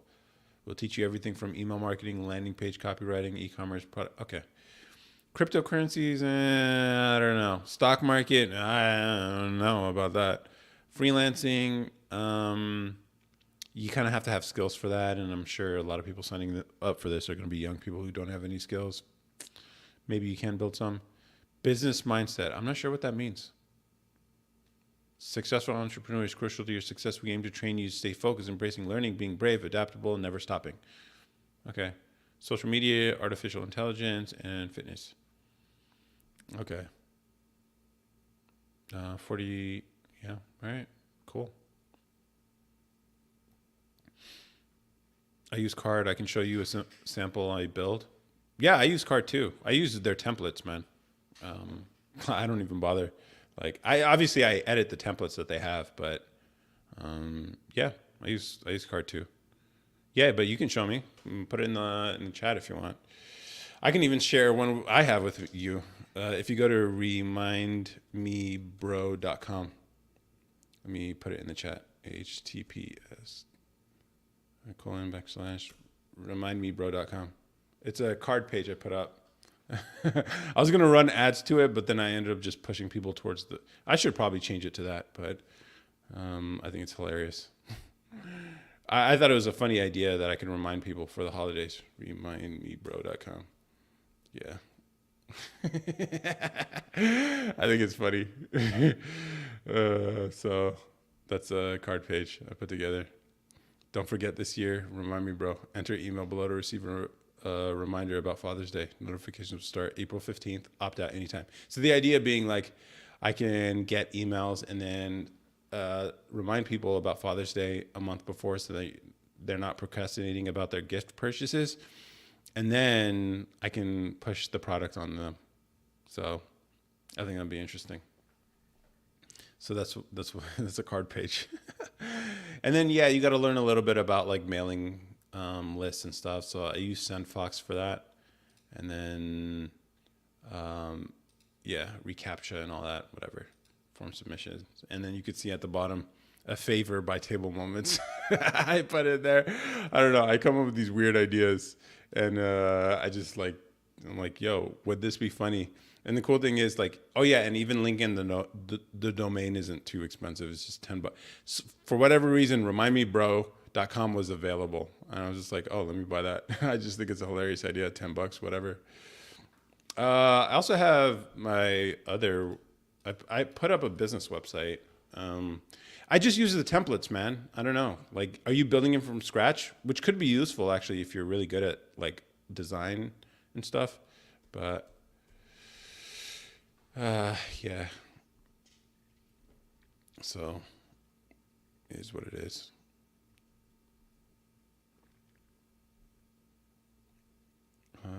Yeah.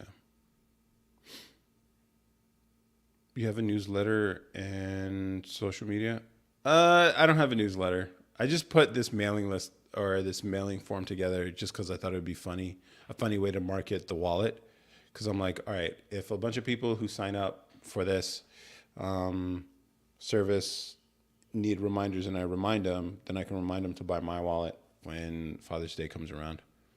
But I don't have a mailing list, actually. I don't care to send emails, man. I don't care to write them, and I don't care to send them. I don't care to receive them either. Like, emails suck, dude. Everything about emailing sucks. But I don't know. People, I guess, are used to it.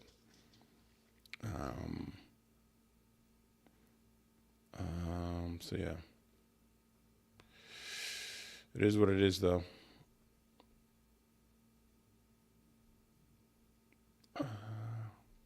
Dang. Yeah. I don't know if there's anyone here on. Yeah, no viewers on TikTok. I'll just end it on TikTok. I might just have to do them separately. It keeps getting the restrictions. The restrictions keep people from being able to watch it. Like, I'm going to have to submit this feedback. God dang it.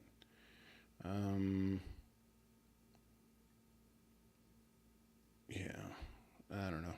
TikTok is hella buggy. Hella buggy. So it is what it is. I don't know. But yeah. I might just have to do a dedicated TikTok stream.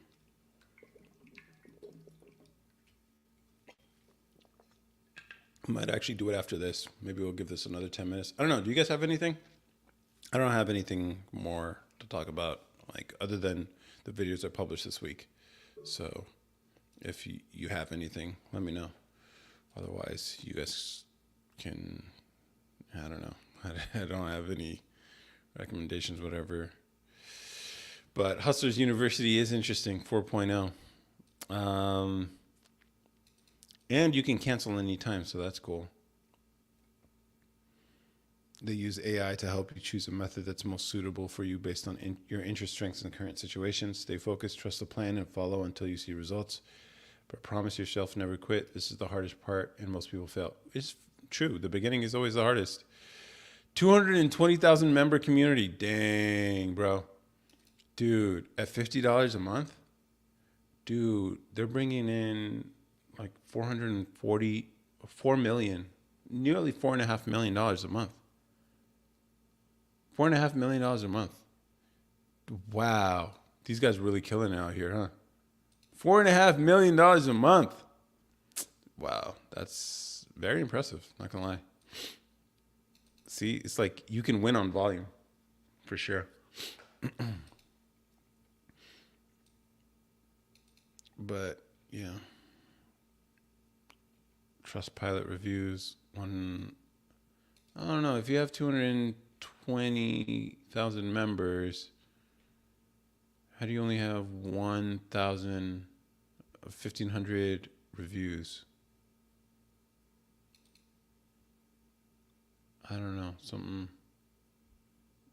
I don't know. I don't know if the math on that works right. Am I too young? No, I have no capital to invest. There are 19 ways to make money, 10 of which require no initial monetary investment to start, such as freelancing and copywriting. Can I cancel my subscription? Yep. How fast can I make money after joining? Yeah.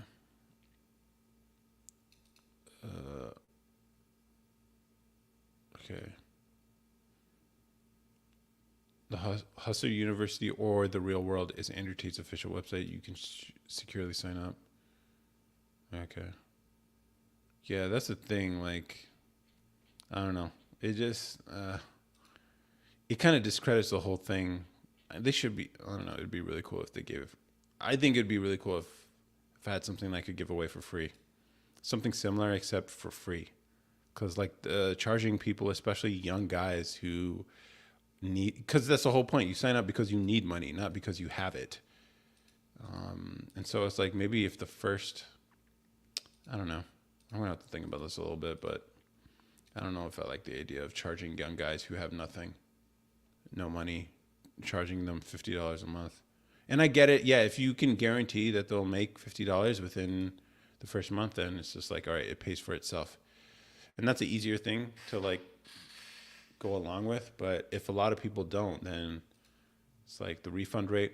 Here's another thing I noticed about, like, because I've seen this on Money Twitter, where guys would be like, oh, Stripe is keeping my money. They're not letting me transact or like whatever. Or like Shopify, same thing. It's like they're not letting orders going through or whatever. They're keeping my money and all that.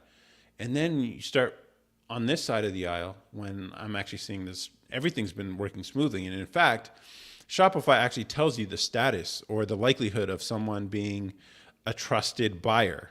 Because like the likelihood of a chargeback is basically when a customer disputes a charge and they expect the money to be returned to them, which happens, and usually you're dealing with their bank.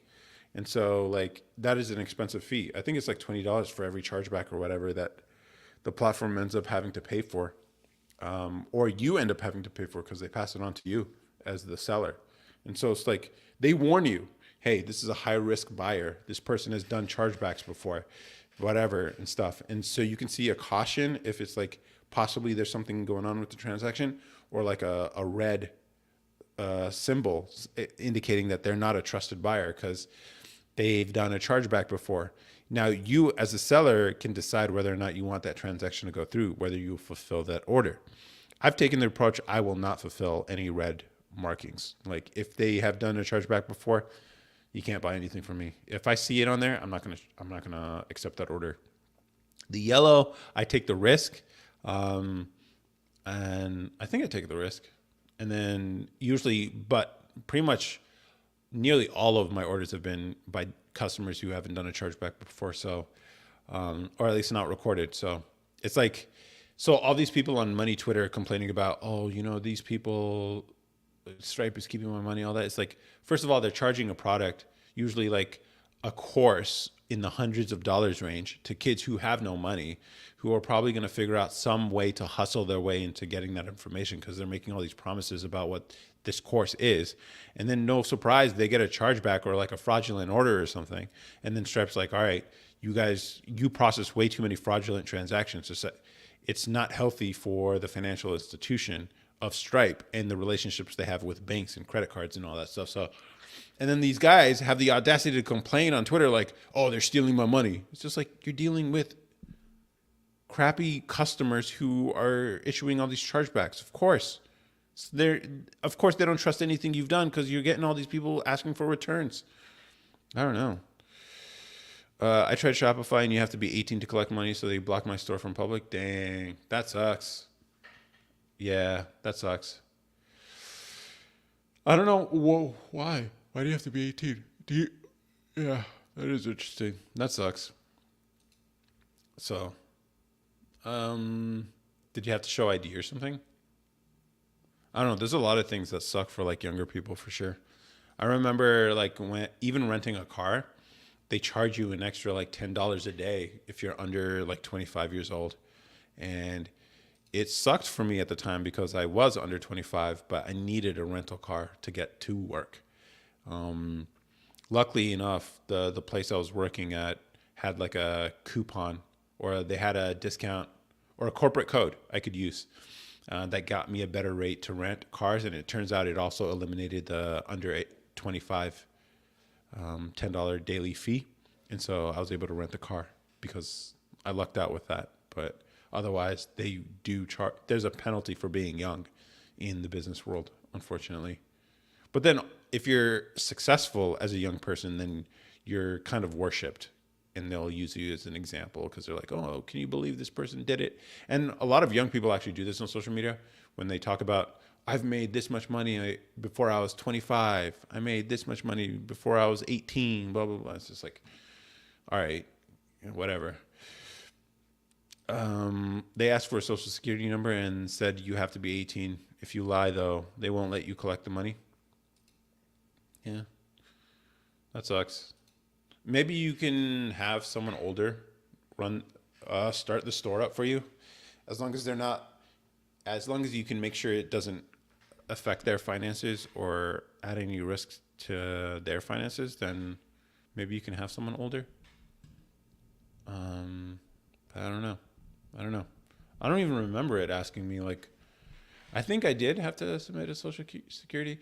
Or what if you you might have to work with somebody to get to form an LLC, and that would cost money, and it depends on which state you're in. But if you could do that, then you can use the LLC's EIN, so the employer identification number. So that's typically like the equivalent. It's not necessarily the equivalent of a social security number, but it's basically kind of like the social security number for a business.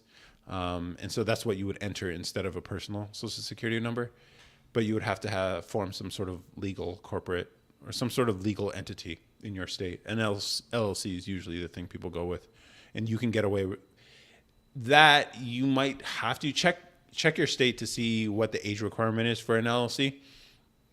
That might be a way. You're going to have to pay for it, obviously. And there's usually some hoops you have to jump through. But once you file for an LLC, then you can go to the IRS and get issued an employer identification number, which is free. You just go to the website. It's just a regular website, and you just put, after you get your LLC approved, you put your information in there, and then you get issued an employer identification number. And then you take your founding documents that are issued by the state where you form the LLC, and then also the EIN, and you go to a bank to open up a business account for that company. And then you can connect all that to your Shopify. And so you would use the EIN, the employer identification number, and then you would use the banking information for routing the payments and stuff. No age limit where I live. Oh, you could do that then. Just check what the filing fee might be. In California, it's a stupid amount. It's like $800 a year. It's crazy. But in the state of Texas, where I am, it's $300 one time. In the state of Wyoming, it's like $99, I think. Emoji, whatever. So, yeah, consider that. Hope that helps. I hope that helps. 300 in Texas, yeah. Yeah, 300 in Texas. Maybe you can file a DBA, a doing business as. as a short term. I don't know. What would it take? Do you have to have a corporate entity? Um, can I get a DBA without an LLC in Texas? That might be a way to get around it. Any business structure such as sole proprietorships, partnerships, LLCs, and corporations can file for a DBA in Texas. A DBA becomes necessary when the website domain is public-facing business. A DBA is doing business as. It's like a filing, so you can address yourself as that thing. So I think it's like $25 maybe. There's a $25 fee for each assumed. So yeah, if you file as a sole proprietorship, can you get an EIN? Can you get an EIN without an LLC? You can file for your EIN before forming your LLC, but it's not recommended. If you do not have your LLC registered before applying for EIN, your application might get rejected by the IRS because it cannot be validated against the state databases. Can you get an EIN with a DBA? Maybe that's the way. The company operating under a DBA needs an EIN unless the owner is a sole proprietor or runs a single person LLC. Do you have to register DBAs through the IRS? While you don't have to register DBAs with the IRS, owners must report DBAs on tax. So maybe this is the way. Double check all this stuff. I mean, this is just a quick search. But if you do a DBA, a doing business as filing as a sole proprietor, which is probably what you were trying to do when you signed up for Shopify, you get that filing with the state, you get the recognition that then you can go to the IRS, get the EIN, which is free, and then you can use the EIN instead of your social security number when you're signing up for Shopify. Double check all this stuff, but this might be a way to get into this for $25 instead of 300. LLC is nice to have if you're gonna really commit to this whole thing, but if you're just starting off and you don't have the capital for that, then that could be one way to do it. Maybe double check all this stuff though. That's what I would say. But it's interesting. Maybe for people who are younger than 18, this might be the hack. So maybe I should have a Hustlers University course. How to start e-commerce with product differentiation and how to start this when you're under 18. Let's figure out a way to get you guys some money. Actually, here's the thing. I've toyed with this idea of hard money gang. Because, everything these days is about, here's how you can make money easy. Here's how you can make money super quick. Here's the easiest way to like blah, blah, blah. I'm like, no. I'm about that hard money. I'm about learning the hard thing. I'm about figuring this out the hard way first, because the hard way is forever money. Once you actually learn the skill of designing a product, learning marketing, figuring out the economics of it all, running a business, product fulfillment, handling customer issues and all that stuff. You actually learn this stuff through trial by fire. You learn this stuff, you can do it again. Now the problem with like a lot of these dropshipping courses, like they tell you how easy it is. It's like, you just got to find the right product. It's like, do you know how hard it is to find the right product? That requires human psychology, understanding people and trends and what people will resonate with. That means understanding marketing, understanding persuasion, positioning, putting together a website like you are. Like, no, they oversimplify what it is. And they do it so that they can get you to buy the course, because what they're promising isn't work. What they're promising is easy money. And I'm like, no. Like, whatever course I give, one, I want it to be free because it discredits the thing if I charge for it. And two, I want to be very clear about what it's going to take. It's not easy work, but it's better than roofing in July.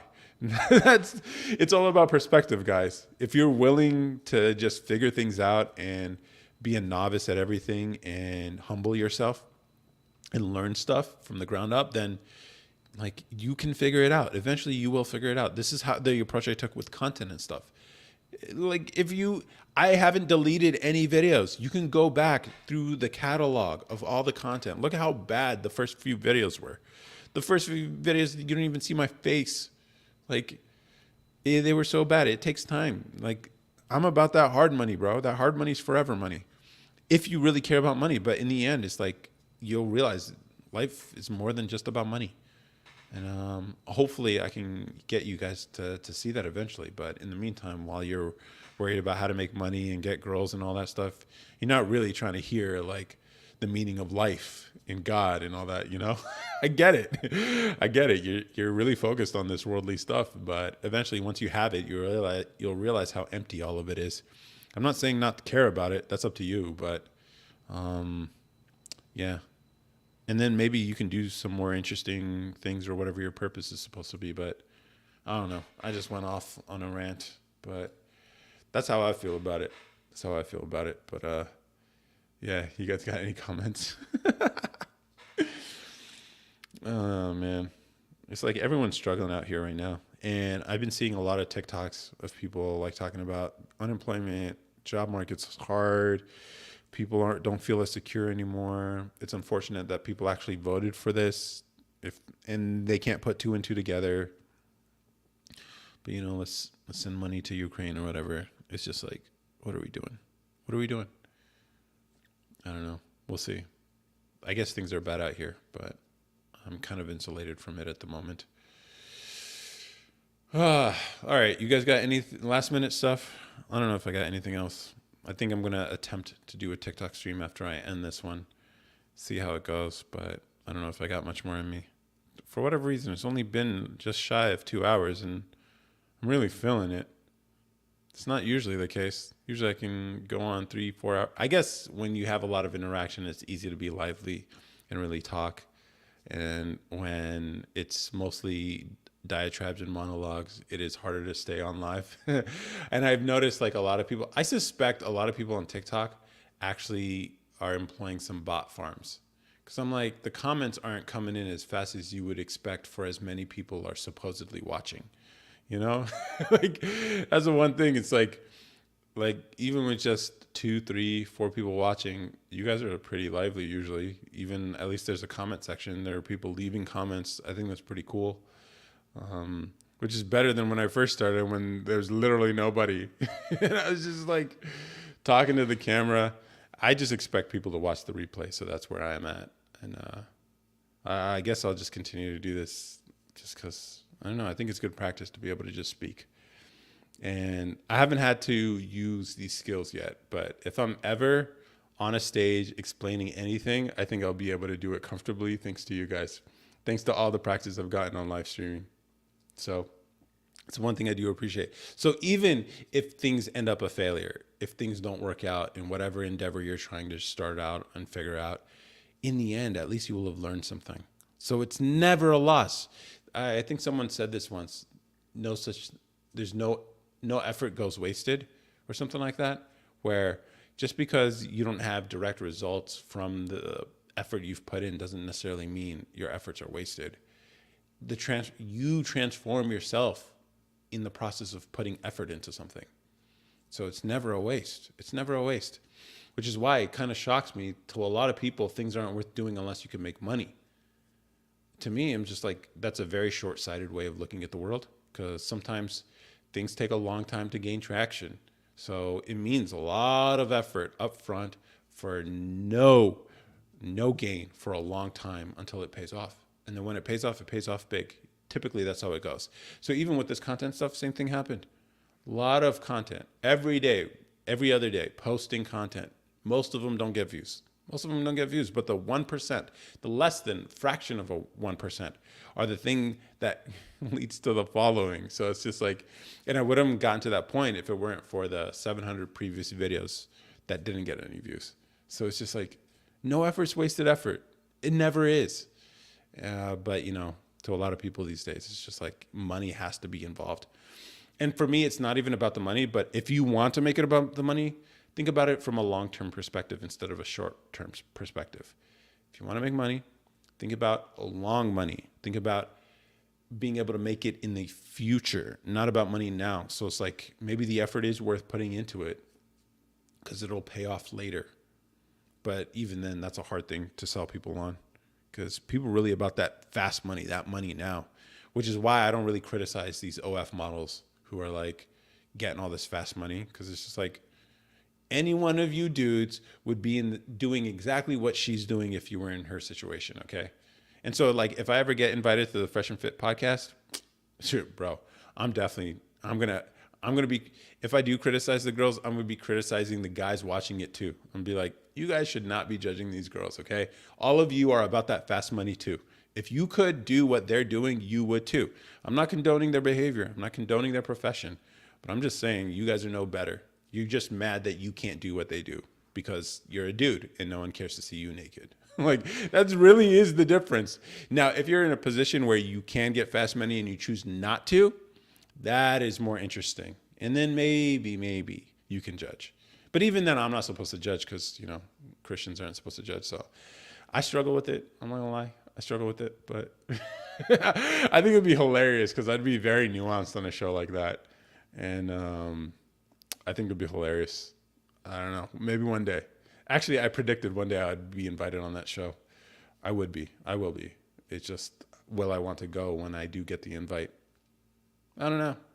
Let's see. I would like to go on the show and just rip on Abba and Preach though. I think that would be hilarious. So yeah, Myron, I know you're not getting into the beef and you're taking the high road and all that. Yeah. But let me give him some smoke, okay? I got plenty of disses prepared. Man, these unoriginal fools, dude. I can't stand when mediocrity gets worshipped as quality content. I hate it. And I know it's not even jealousy. It's just like it's mediocrity being worshipped. That's the thing that I can't stand. This is how I feel about I think that's what it is. I don't like it when mediocre things are elevated to high positions because it's like people can't even tell. Like when people wear Crocs and stuff. I mean, like I know plenty of people who enjoy Crocs, but let's not say it's the pinnacle of fashion here. Okay, this is not some. These are These are house shoes. Okay, like they're functional boat shoes, but they're not fashion. But people will elevate it. And there's a lot of content creators who don't make good content, who just hit the right lick at the right time and they blew up, which is, I mean, it is what it is. It happens, but let's not pretend like it's quality. I think that's the thing, the lying to everybody or whatever. I think that's the thing that bothers me the most about it. And even then, I don't think my content is actually that good.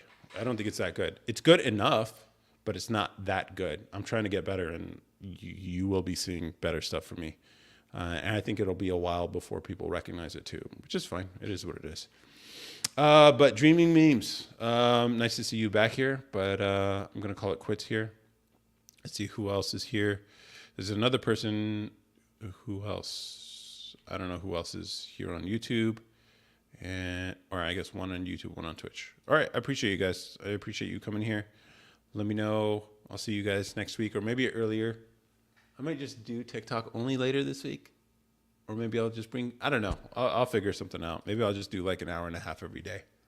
I keep talking about it, but I just don't do it. So we'll see. But have a good one, Dreaming Memes. Double check all the stuff I said about the LLC DBA stuff. Don't trust me on this. But hopefully you can make it work. And maybe we can even if you have any questions related to e-commerce or Shopify, let me know. I mean, I've been doing a lot of that stuff lately. So yeah, if you have any questions, let me know. But otherwise, have a good night, everyone. Bye. Of course, people join at the last minute. Whatever. Good night, everyone. I'm signing out. Watch the replay.